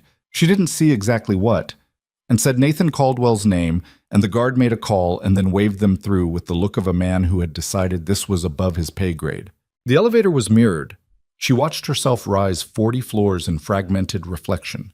The dress, the coat, the hair that had fully abandoned its morning architecture. And she thought about what she was going to say. She'd been constructing it since Lena's building. The architecture of the confrontation. What Nathan would expect her to say versus what she actually needed from him. The difference between those two things was the only leverage she had. The doors opened on 41. Nathan was standing at the window when they came in. His morning coat was gone.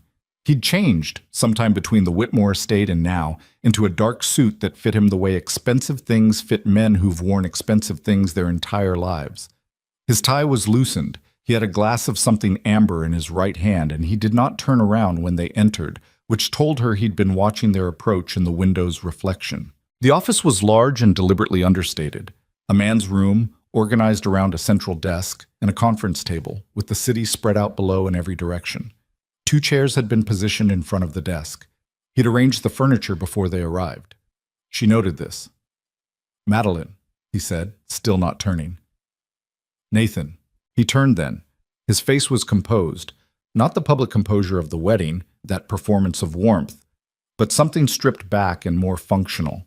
He looked at Colton with an expression that was professional and unafraid and contained a low-level contempt that he wasn't bothering to conceal. "Hayes," he said. "Caldwell. You cost me a great deal this morning." "You cost yourself a great deal," Colton said. "I just documented it." Nathan looked at Madeline. Something moved through his expression. Not guilt, not regret. Something more complicated and less cleanly identifiable. A man looking at a mistake he'd made, she thought, but calculating the mistake's dimensions rather than feeling its weight. "Sit down," he said. "I'll stand," she said. He sat. Placed the glass on the desk with a precise click. "What do you want?" he said.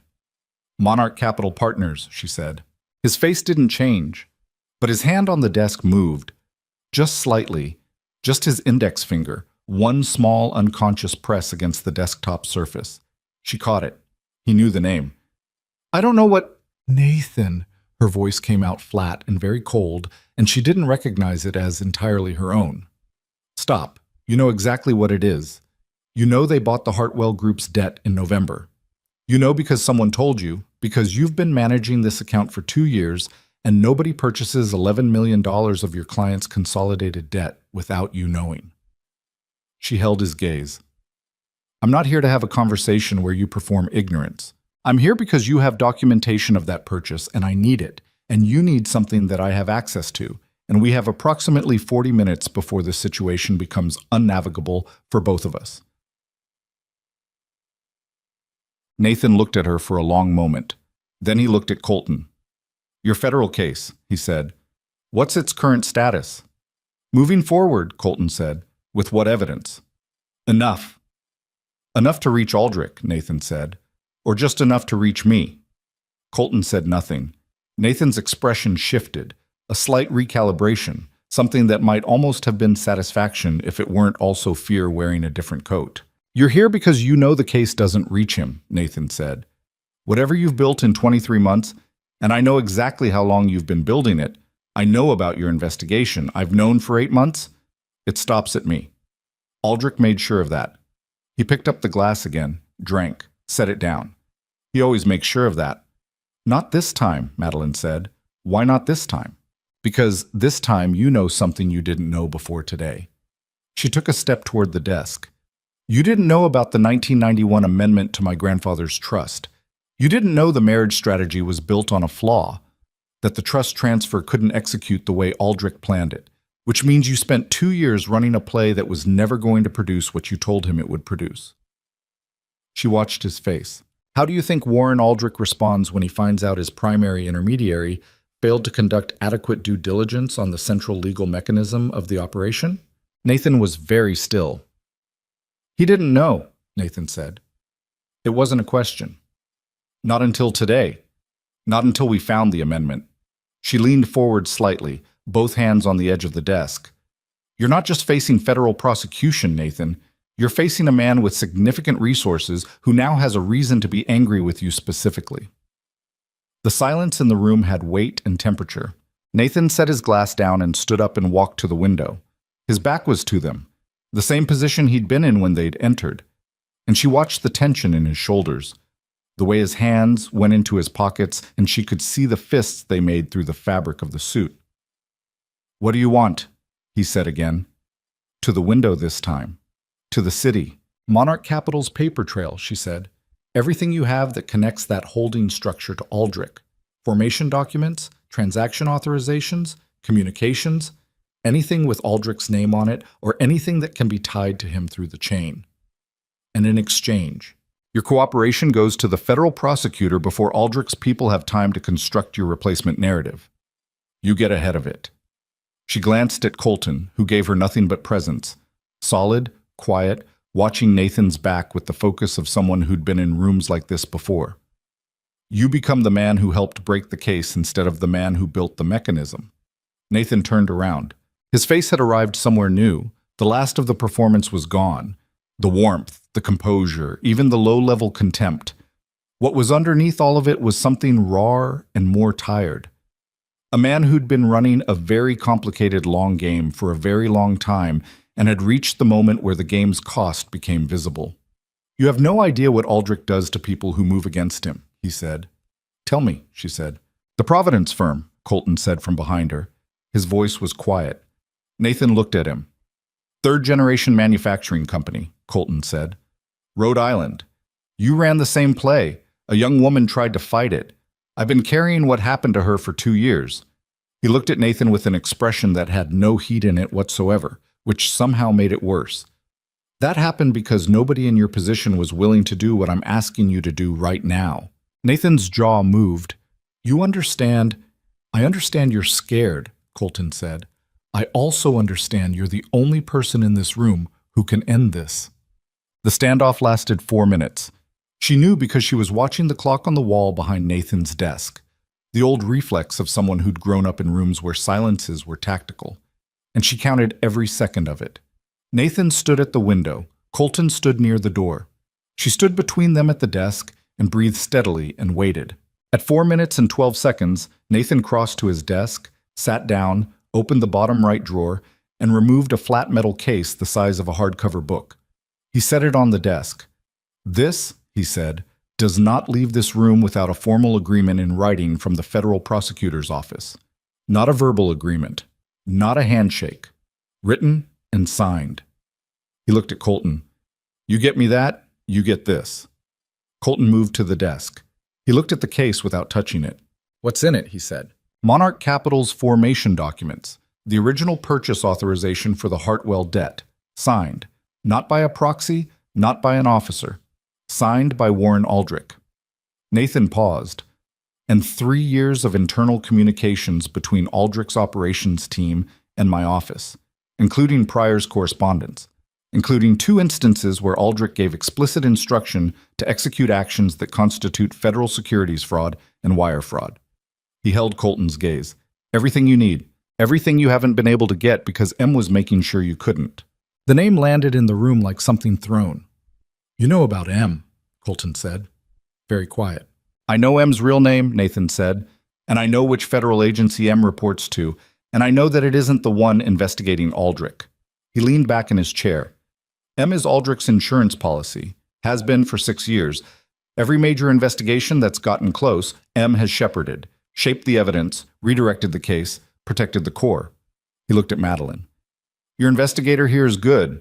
M is why good wasn't enough. Colton's expression had not changed, but she could feel something happen in the room. A shift in pressure, almost physical, like the moment before a storm when the air changes character. The name, Colton said. Written agreement from the prosecutor, Nathan said. Then the name. Colton pulled out his phone. The next 22 minutes were the most concentrated negotiation Madeline had ever witnessed. Colton reached the federal prosecutor's office through a direct line that bypassed the main intake. He had a number she suspected was not supposed to exist. And the conversation that followed was stripped of everything non-essential: dates, charges, evidence categories, the specific protection Nathan was requesting, and its legally binding parameters. The prosecutor asked 3 questions.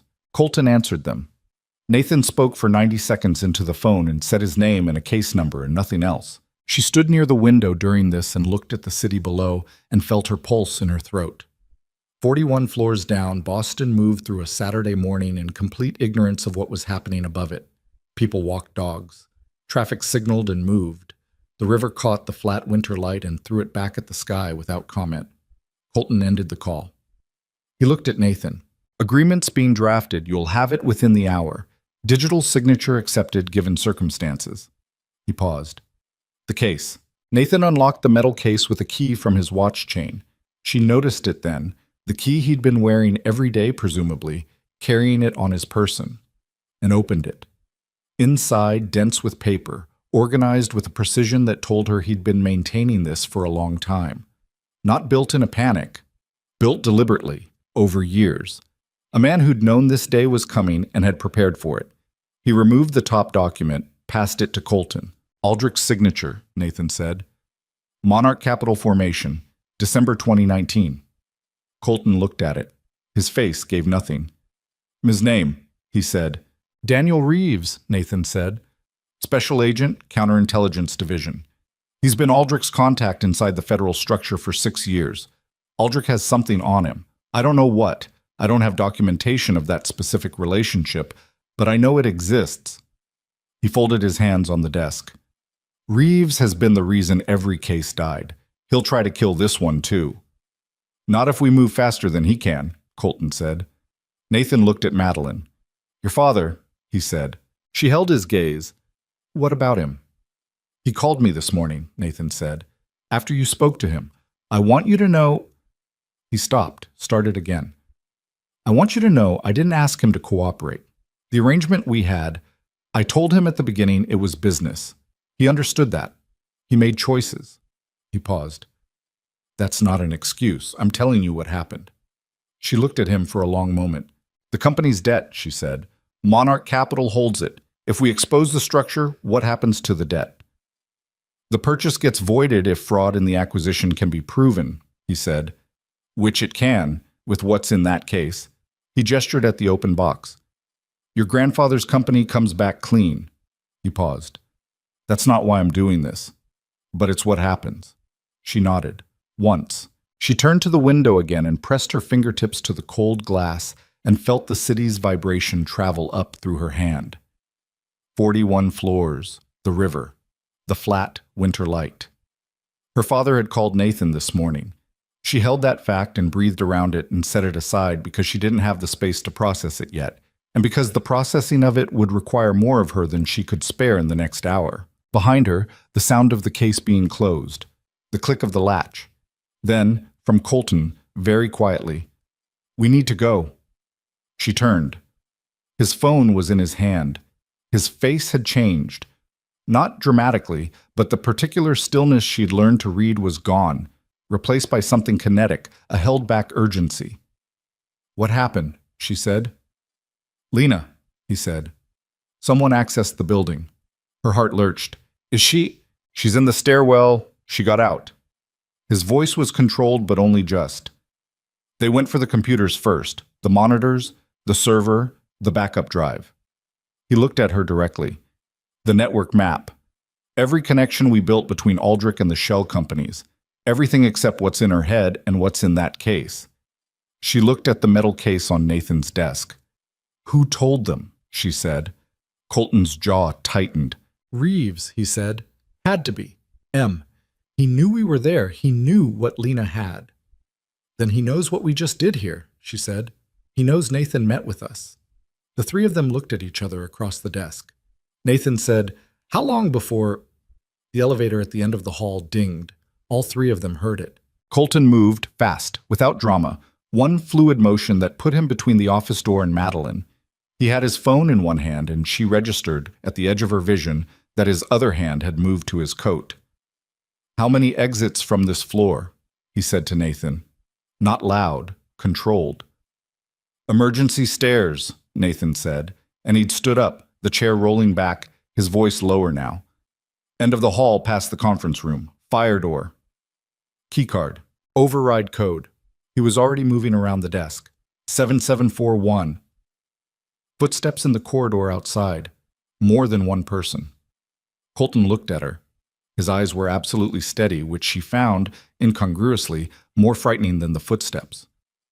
Stay behind me, he said. Stay close. Don't stop moving no matter what you hear. She looked at the office door, the frosted glass panel beside it. She could see shapes moving in the corridor, 2 of them, maybe 3. She thought about Lena in a stairwell with nothing but her phone and whatever she'd kept in her head. She thought about 17 boxes of her grandfather's records sitting in the back of Colton's car, 2 blocks east. She thought about Warren Aldrich and a philanthropic foundation somewhere, watching this move on a board he'd been playing for 25 years. She picked up the metal case from Nathan's desk. Colton looked at her. I've got it, she said. Something moved in his face. Okay, he said. Nathan moved to the conference room door and Colton followed. And she followed Colton, and the case was heavier than it looked. All that paper, all those years, all those signatures. And she held it against her chest with both arms, and the cold of the metal went through the coat and through the dress, and she gripped it tighter and kept moving. The office door handle moved. She heard it, the specific sound of a handle being pressed from the outside. And for a fraction of a second, the whole world reduced itself to that sound, that small mechanical give of metal against a latch. And every decision she'd made since walking away from that altar crystallized into the single fact that she was not stopping, she was not putting the case down, she was not going back to being a subject. She kept moving. The fire door at the end of the conference room hit the stairwell wall with a sound like a gunshot, and she felt it in her sternum and didn't slow down. Nathan went first. His building, his codes, he knew the geometry of it. And Colton was directly behind her, close enough that she could hear his breathing, controlled and deliberate, the breathing of someone who had trained themselves out of panic as a professional necessity. The stairwell was concrete and cold, and their footsteps came back at them from every surface simultaneously, 41 floors. They weren't going down 41 floors. Nathan turned on the 39th landing and hit a door marked mechanical with the flat of his hand, and it opened onto a service corridor, narrow and fluorescent lit, smelling of electrical equipment and recycled air. She heard the fire door above them open. One set of footsteps. Fast. Move, Colton said. Not loud. They moved. The service corridor ran the length of the building's core and ended at a freight elevator with a manual gate. Nathan pulled it open, and they went in, and the gate closed with a rattle that sounded enormous in the narrow space, and the elevator began to descend with the grinding patience of industrial machinery that had been doing this since the building opened in 1987 and had no opinion about urgency. She stood with the metal case against her chest and listened to the building around them and breathed. Ground floor exits to the loading dock, Nathan said. His voice was tight but functional. South side of the building, separate from the main lobby. Who has access to your floor keycard system? Colton said. Building security, my office manager, me. He paused. If Reeves has federal credentials, he could compel building security to... He stopped. Yes. He could get up there in under 10 minutes. He's already up there, Colton said. The elevator hit the basement level and stopped. The gate rattled open. The loading dock was exactly what it sounded like. A concrete bay with a roll-up door, 2 hand trucks, and the ghost of 1,000 deliveries in the scrape patterns on the floor. The roll-up door was closed. Nathan found the manual release, and it went up with a sound like a held breath releasing. And the gray March air came in cold and real, and Madeline breathed it like something she'd been denied. The alley behind the building was empty. 40 feet of wet pavement to the cross street. Colton looked both directions. Looked at her. Car, he said. 2 blocks east. Nathan, he looked at him. You have somewhere you can be that isn't your office or your apartment. Nathan straightened his tie, a gesture so automatic it had probably stopped meaning anything to him years ago. My attorney, he said. Call him now. Tell him to meet you wherever you're going, and tell him to bring whatever he needs to execute an emergency proffer agreement. Colton held his gaze. Don't use the building's phone system. Don't use anything registered to you. Buy a prepaid at the first pharmacy you pass. Nathan looked at him for a moment. Then he looked at Madeline. She had nothing to say to him. Not yet. Maybe not ever. But she held his gaze long enough that he understood she wasn't asking him to disappear. He nodded once, turned up his collar against the cold, walked toward the cross street and turned left and was gone. She and Colton went right. They reached the car and she got in, and he drove without speaking for 4 blocks, checking mirrors, turning without signaling, doubling back once through a parking structure before he straightened out onto a surface road heading north. She sat with the metal case in her lap and her hands flat on top of it and felt the city move under them. "Lena," she said. "She's at a secondary location. She had a protocol." He drove. "She's fine. The evidence she lost, the network map was useful, but it wasn't irreplaceable. What's in that case is irreplaceable." He glanced at her. "You did the right thing taking it." She looked out the window. "Nathan's going to run," she said. "No, he's not." "You can't know that. I know that a man who maintained a documented evidence file for 3 years and kept it on his person was always planning to use it. He changed lanes. He was always going to flip. He was waiting for the moment when the cost of flipping was lower than the cost of not flipping. Today moved that calculation." She thought about Nathan standing at the window with his fists in his pockets, the tiredness underneath the composure, the key on the watch chain. "He's afraid of Aldrich," she said. "Yes. Are we doing enough to protect him?" Colton was quiet for a moment. "We're doing what we can," he said. "The rest is the prosecutor's office." He paused. "And Nathan's own choices. He's been making bad ones for a long time. Making good ones now doesn't cancel that out, but it changes the immediate calculus." She looked at the case in her lap. "The signature," she said. "Aldrich's, on the Monarch Capital formation document. Is it enough? Combined with the trust amendment and your grandfather's ledgers establishing the company's clean financial baseline, and Nathan's testimony?" He merged onto the highway. "Yes, it's enough." She watched the city flatten out into the highway's corridor. "Then it's over," she said. Not triumphant, just the fact of it, turned over in her hands, examined. "The acute part," he said. "The rest takes time." "How much time?" "Months. Maybe more." He glanced at her. "Federal cases move at federal speed. There'll be depositions, motions, the unraveling of the shell structure. Reeves will be handled separately. Counterintelligence runs that process internally, and it won't be public." He paused. "You'll be called as a witness. Multiple times, probably." She nodded. "And Aldrich," she said. "Aldrich will have the best legal representation money has ever hired," he said. "He'll fight every piece of evidence and every connection. He'll delay." He paused. "But he'll go down. The signed document is the thing he never left before. Whatever made him feel secure enough to sign his own name to Monarch Capital's formation, that security was misplaced." She thought about a 67-year-old man who had spent 25 years doing this and had never once been prosecuted. The specific arrogance that grows in a space like that, the way certainty calcifies into carelessness. He thought Nathan would deliver, she said. He thought the wedding would happen and the trust would transfer and nobody would ever see the formation document because the deal would be done and the document would be irrelevant. Yes, he was too confident. "The ones who've been doing it longest always are," Colton said. "They start to believe their own insulation." She looked at the flat gray sky above the highway. "Where are we going?" she said. "Lena's secondary location, Cambridge, different building. She'll have set up again by now." He paused. "After that, the prosecutor's office. Tonight, if they'll take a Saturday meeting, which they will. And then?" He glanced at her. "And then you get to decide what next looks like," he said. "For the first time in a while." She sat with that. Lena's secondary location was a one-bedroom apartment above a Vietnamese restaurant on Massachusetts Avenue that smelled like pho and old wood floors, and had a folding table in the living room where Lena had already set up a laptop and 2 external drives and a yellow legal pad covered in handwriting. She opened the door before they knocked, which meant she'd been watching the street. She looked at the metal case. "Nathan cooperated," she said. "Nathan cooperated," Colton confirmed. Lena stepped back and let them in and said nothing for a moment, which was, Madeline had come to understand, Lena's version of relief. They spent 3 hours at the folding table.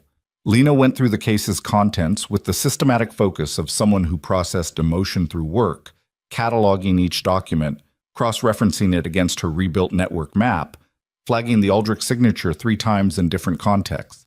Formation, authorization, a personal communication to Pryor that was 3 lines long and explicit enough to make Madeline's jaw tighten when she read it. Colton was on the phone twice, both times brief, both times leaving the room. She didn't ask what was said. Around 4 in the afternoon, Lena pushed her chair back from the table and looked at the ceiling for a moment and said, "It holds." Nobody said anything immediately. "The chain of evidence," Lena said, "from the Hartwell Group's original financial history through the manufactured crisis through Monarch Capital's debt purchase to Aldrich's signature. It holds." She looked at Colton. "The curated evidence M gave you, most of it corroborates what's in Nathan's file rather than contradicting it. Reeves was shaping the investigation's direction, not planting fabrications. He was steering, not poisoning." She paused. "That's actually useful. It means the 23 months aren't wasted. They're just pointed differently now." Colton looked at the table. "Pointed at the right target," he said. "Yes." Madeline looked at the Aldrich signature on the formation document. A compact, controlled handwriting, the letters close together, the kind of signature that didn't flourish. A man who didn't waste movement. "The Providence case," she said. "The manufacturing firm. Is there enough here to reopen it?" Lena looked at her, then at Colton. Colton looked at the document. "The structure Aldrich used there was a predecessor to the Hartwell operation," he said. "The Monarch Capital entity didn't exist yet. He used a different shell. But if we can establish the pattern, the methodology, the continuity of the fraud strategy," he paused, "it becomes relevant to establishing intent and prior conduct, which helps the Providence family. Which could help the Providence family recover assets, yes." He looked at her. "That's going to take even longer than the Aldrich prosecution." "I know," she said. "I'm asking if it's possible." He held her gaze. "Yes," he said. "It's possible." She nodded once and looked back at the table. She called her mother at 6:15. Eleanor answered on the second ring this time, and her voice had reorganized itself into something more functional. The specific composure of a woman who had been catastrophizing for 7 hours and had arrived, through sheer exhaustion, at a place beyond panic. "Are you safe?" Eleanor said. "Yes."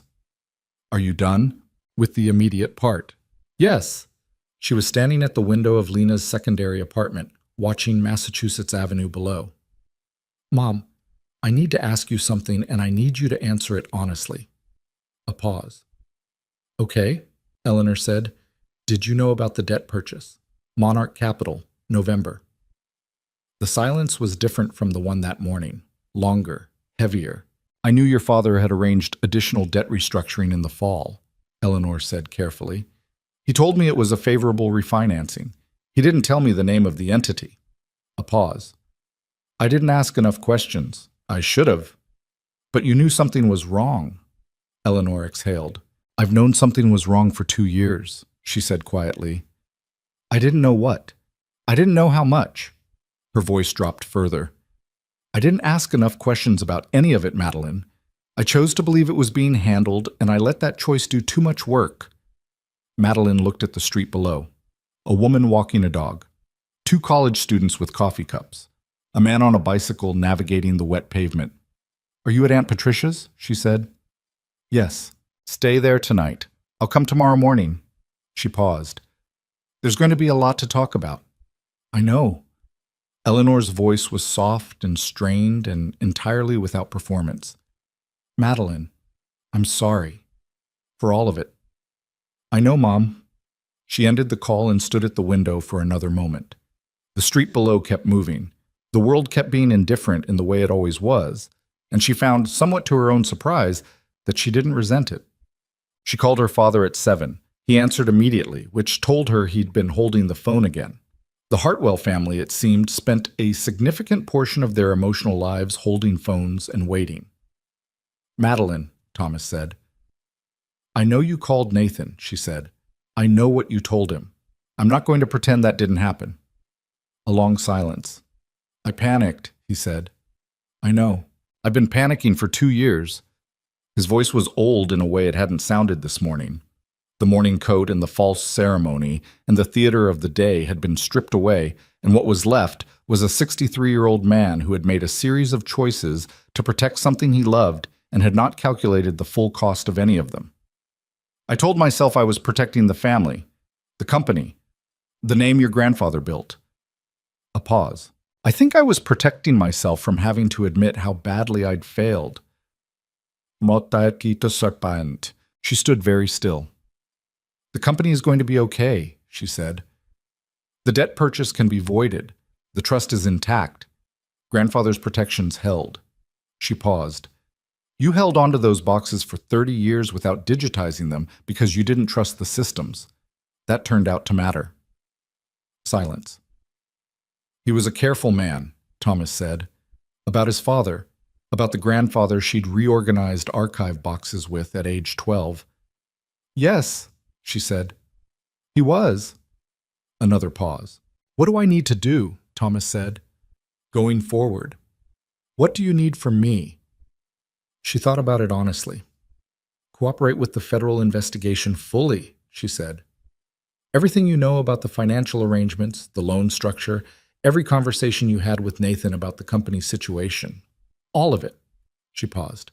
And call Ashford and Brennan on Monday. Tell them about today. Tell them everything. Okay. And Dad? She breathed in. I need some time before I can have the rest of this conversation. There's too much of it, and I don't have the capacity for it tonight. I understand, he said, quietly, without argument. I'll call you this week. She ended the call. She put the phone face down on the windowsill and pressed her forehead against the cold glass and held herself there for a moment, the cold conducting from the glass into her forehead, grounding her in the present tense, in the physical fact of the city and the evening and the body she was inhabiting that had been through a very long day. Behind her, from the direction of the folding table, the quiet sound of Lena working. A keyboard. A page turning. Ordinary sounds. She stood up straight. She was still wearing the dress. She'd been wearing it for 12 hours. She went to find Colton. He was in the kitchen, a small room, barely functional, with a window above the sink that looked out on the building's internal courtyard. He was leaning against the counter with his arms crossed and his eyes on the middle distance in the way of someone processing rather than looking. He registered her when she came in without startling, which told her he'd heard her footsteps. She leaned against the counter on the opposite side. Nathan made contact with his attorney, he said. The proffer agreement is being drafted. He's cooperating. A pause. Reeves has been flagged internally. I can't speak to the timeline on that. Counterintelligence handles its own, but the flag exists. And Aldrich. The prosecutor's office has the formation document and the signed authorization. First contact with Aldrich's legal team is being made tonight. He paused. He'll know by morning. She looked at the courtyard through the window. A light in someone else's apartment. A plant on a windowsill. The woman in Providence, she said. The one whose family lost the manufacturing firm. What's her name? He looked at her. Claire, he said. Claire Novak. Does she know about this case? Not yet. When it's appropriate, Madeline said. I'd like to reach out to her, not right away. When there's something concrete to tell her. She paused.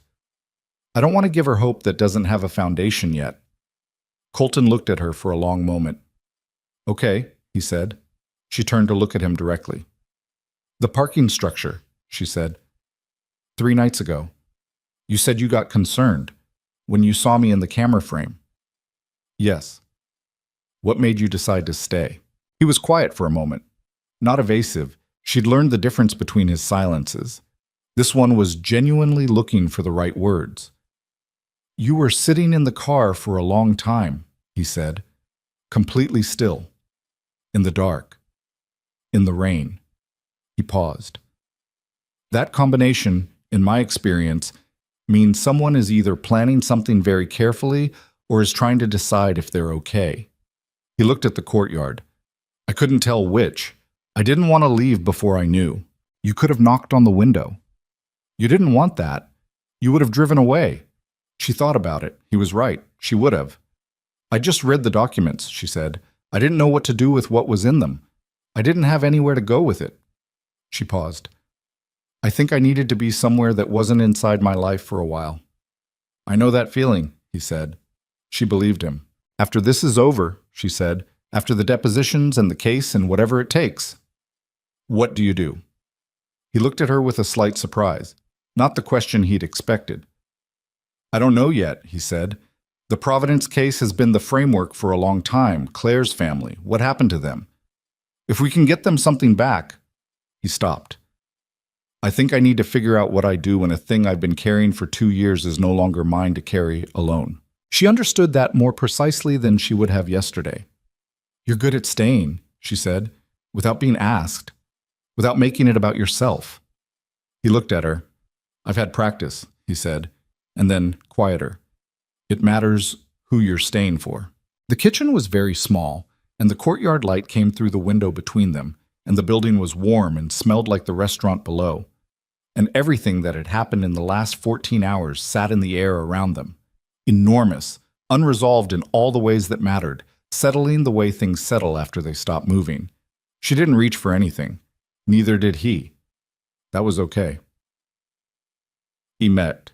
3 weeks later, a federal grand jury in Boston returned an indictment naming Warren Aldrich on 11 counts of securities fraud, wire fraud, and conspiracy to commit financial crimes across multiple states in a 14-year period. The indictment named Monarch Capital Partners as a criminal enterprise and voided the purchase of the Hartwell Group's consolidated debt on grounds of fraudulent acquisition. Nathan Caldwell entered a formal cooperation agreement with the federal prosecutor's office. He would face charges, 2 counts of securities fraud, 1 count of conspiracy, but the cooperation agreement significantly structured his exposure. His attorney called it the best available outcome for a man in his position. His attorney was probably right. Daniel Reeves, known for 18 months as M, was placed on administrative leave by his agency pending an internal investigation. The investigation was not public. It would not be public for a long time, if ever. These things moved in their own dimension, at their own speed, with their own accounting. Thomas Hartwell called Ashford and Brennan on Monday morning as his daughter had asked. The conversation lasted 2 hours. The law firm, which had been the Hartwell Trust's designated neutral trustee since 1991 and had been waiting for exactly this kind of call without ever quite expecting it, began the process of formally establishing the trust's protective provisions against any claims arising from the Monarch Capital acquisition. The Hartwell Group's debt returned to its original creditor structure. The company did not collapse. It was bruised and depleted and would require years of careful management to rebuild to full health, but it did not collapse. Carlyle, the company's CFO, who had been quietly maintaining operations through the crisis, called Thomas on Wednesday and said, "We're still here."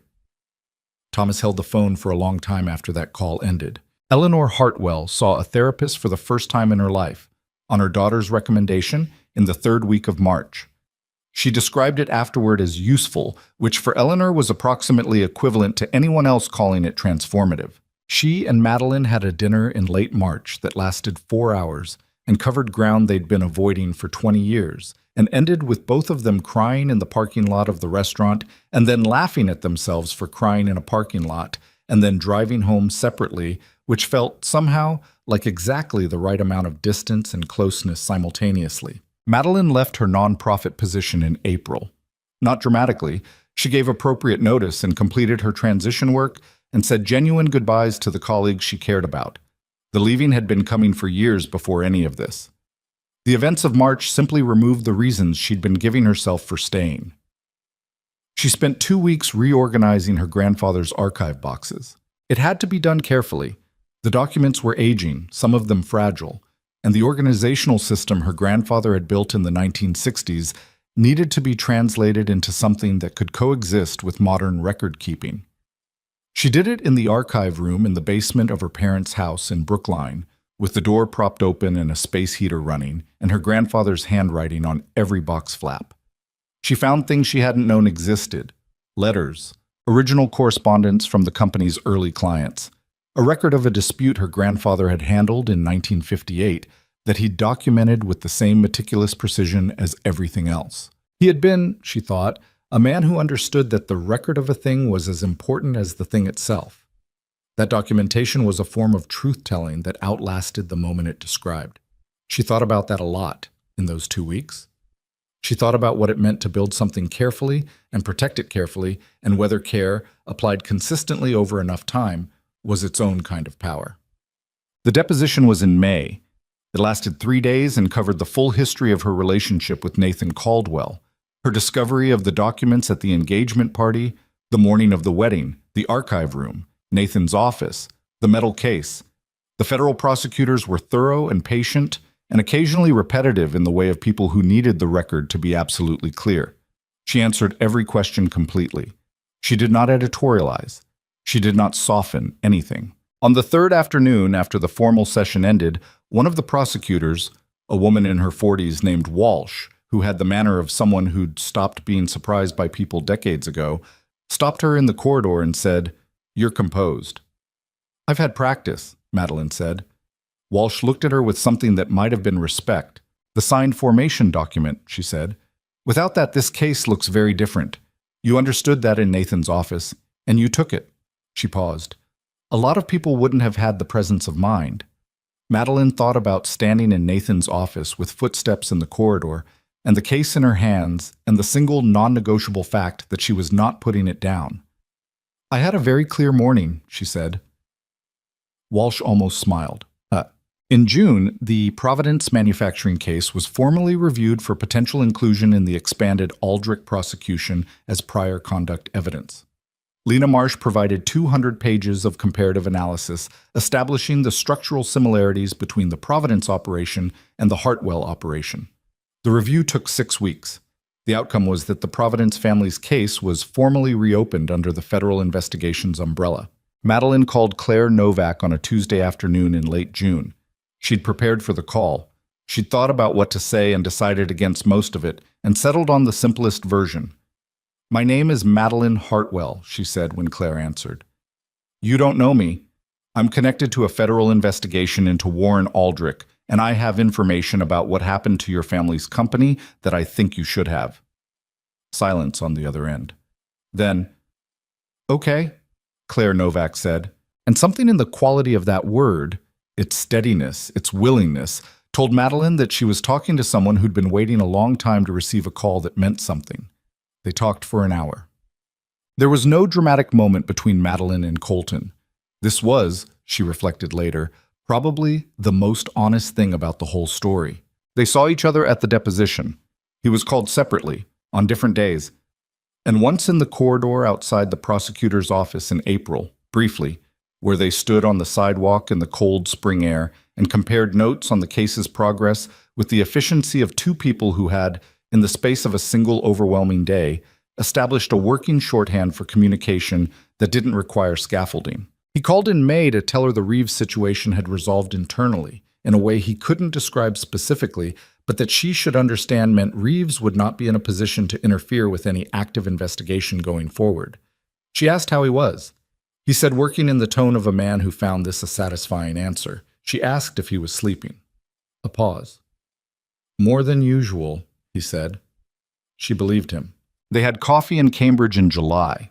Lena's neighborhood, a small place that Lena had recommended with the qualifier, "The coffee is serious, and the tables are small enough that nobody can overhear you," which turned out to be exactly accurate. They sat across from each other with serious coffee and talked for 2 hours, and she noticed that the quality of his stillness had shifted slightly. Still present, still the defining texture of how he existed in a room, but lighter somehow, as if something he'd been holding at a particular tension had eased fractionally. He asked what she was going to do with the nonprofit position gone. She told him she was considering whether her grandfather's archive project had pointed her towards something she hadn't expected, a genuine interest in the documentation and preservation of corporate and family histories, specifically the kind that got buried under crisis and manipulation. Whether that was a career was something she was still working out. He listened without filling the silence. She told him about the call with Claire Novak. He already knew about it. Lena had told him. But he listened to her version of it, which was different from the factual version, which covered the texture of the thing, the quality of Claire's voice when she'd understood what the call was about. He said, "You called her when you said you would, when there was something concrete." "Yes." "That mattered to her." "I think so." He wrapped both hands around his coffee cup and looked at the table for a moment. "The Providence family is going to get something back," he said. "Not everything. Probably not close to everything, but something." "I know," she said. "Something is more than nothing." "It is," he said. "It took me a while to believe that. 2 years of building a case I thought had to be total to mean anything." He paused. "Something is more than nothing." She looked at him. He looked at her. Outside the coffee shop window, Cambridge went about its summer business. Students, cyclists, the particular unhurried energy of a city that contained universities and therefore always felt slightly suspended from the full weight of ordinary time. "Thank you," she said, "for staying in that parking structure, for the 4 hours." He held her gaze. "You would have been okay," he said. "You were always going to be okay. You just needed the night to work through it." "You didn't know that." "No," he said, "I didn't." She smiled. Not at him exactly, more at the honesty of it, the willingness to let it be what it was rather than what a better story would have made it. "Good coffee," she said. "Lena has opinions," he said. "Lena has opinions about everything." "Yes," he said. "That's why she's good at her job." The following September, Madeline stood on the roof terrace of a building in the South End that she'd rented 3 months ago, the first apartment she'd ever chosen entirely by herself, without consulting anyone, based on nothing except that it had a roof terrace and good light and was 1 block from a bakery that opened at 6 in the morning.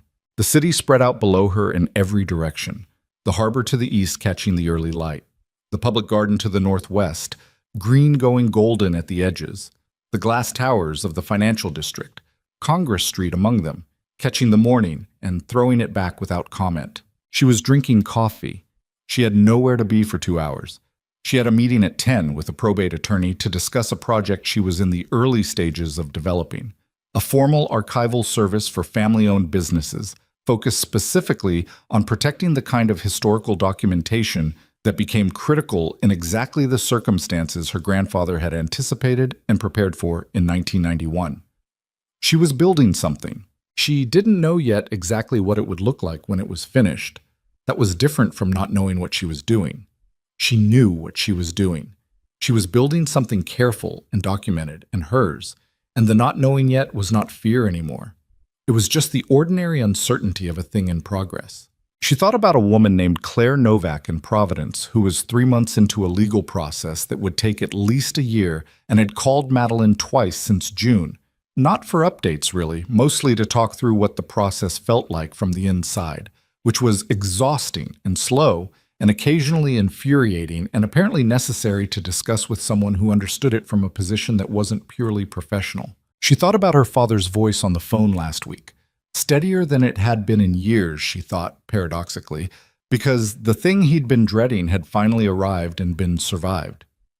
He'd started seeing someone at the company 3 days a week to begin rebuilding internal governance structures. He called it doing the work I should have been doing for the last decade. She believed him. She was choosing to believe him. She thought about her mother at the therapist's office on Tuesday mornings, about the parking lot conversation in March, about the way 2 people who love each other can spend decades in the same house without quite seeing each other, and then, with enough disruption, begin to. She thought about a wedding dress folded in a bag in her closet that she needed to have cleaned and returned to her mother. She had not yet done this. She would. There was something in the delay that wasn't avoidance exactly, more like the way you sometimes hold an object for a while after a significant thing has happened with it, understanding that putting it away is a real action with a real meaning and wanting to be ready for that meaning before you make the gesture. She'd be ready soon. The sun moved above the harbor line and the city went from gray to gold in the way it did when the light was right, and the season was turning, and Madeline stood on her roof terrace and felt the warmth of it arrive on her face, and thought about nothing and everything simultaneously in the specific way of someone who has come through a fire and emerged on the other side in a landscape they don't yet fully recognize but are already beginning to learn. She wasn't the woman who had walked down that aisle. She wasn't the subject in someone else's operational document.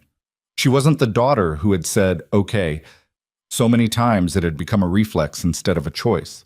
She was, at this moment, simply a woman on a roof in September, with coffee going cold in her hands, and a meeting at 10, and a city she knew from the inside out spread beneath her in the early light. And that was, she thought, that was more than enough. It was, in fact, everything, fade out.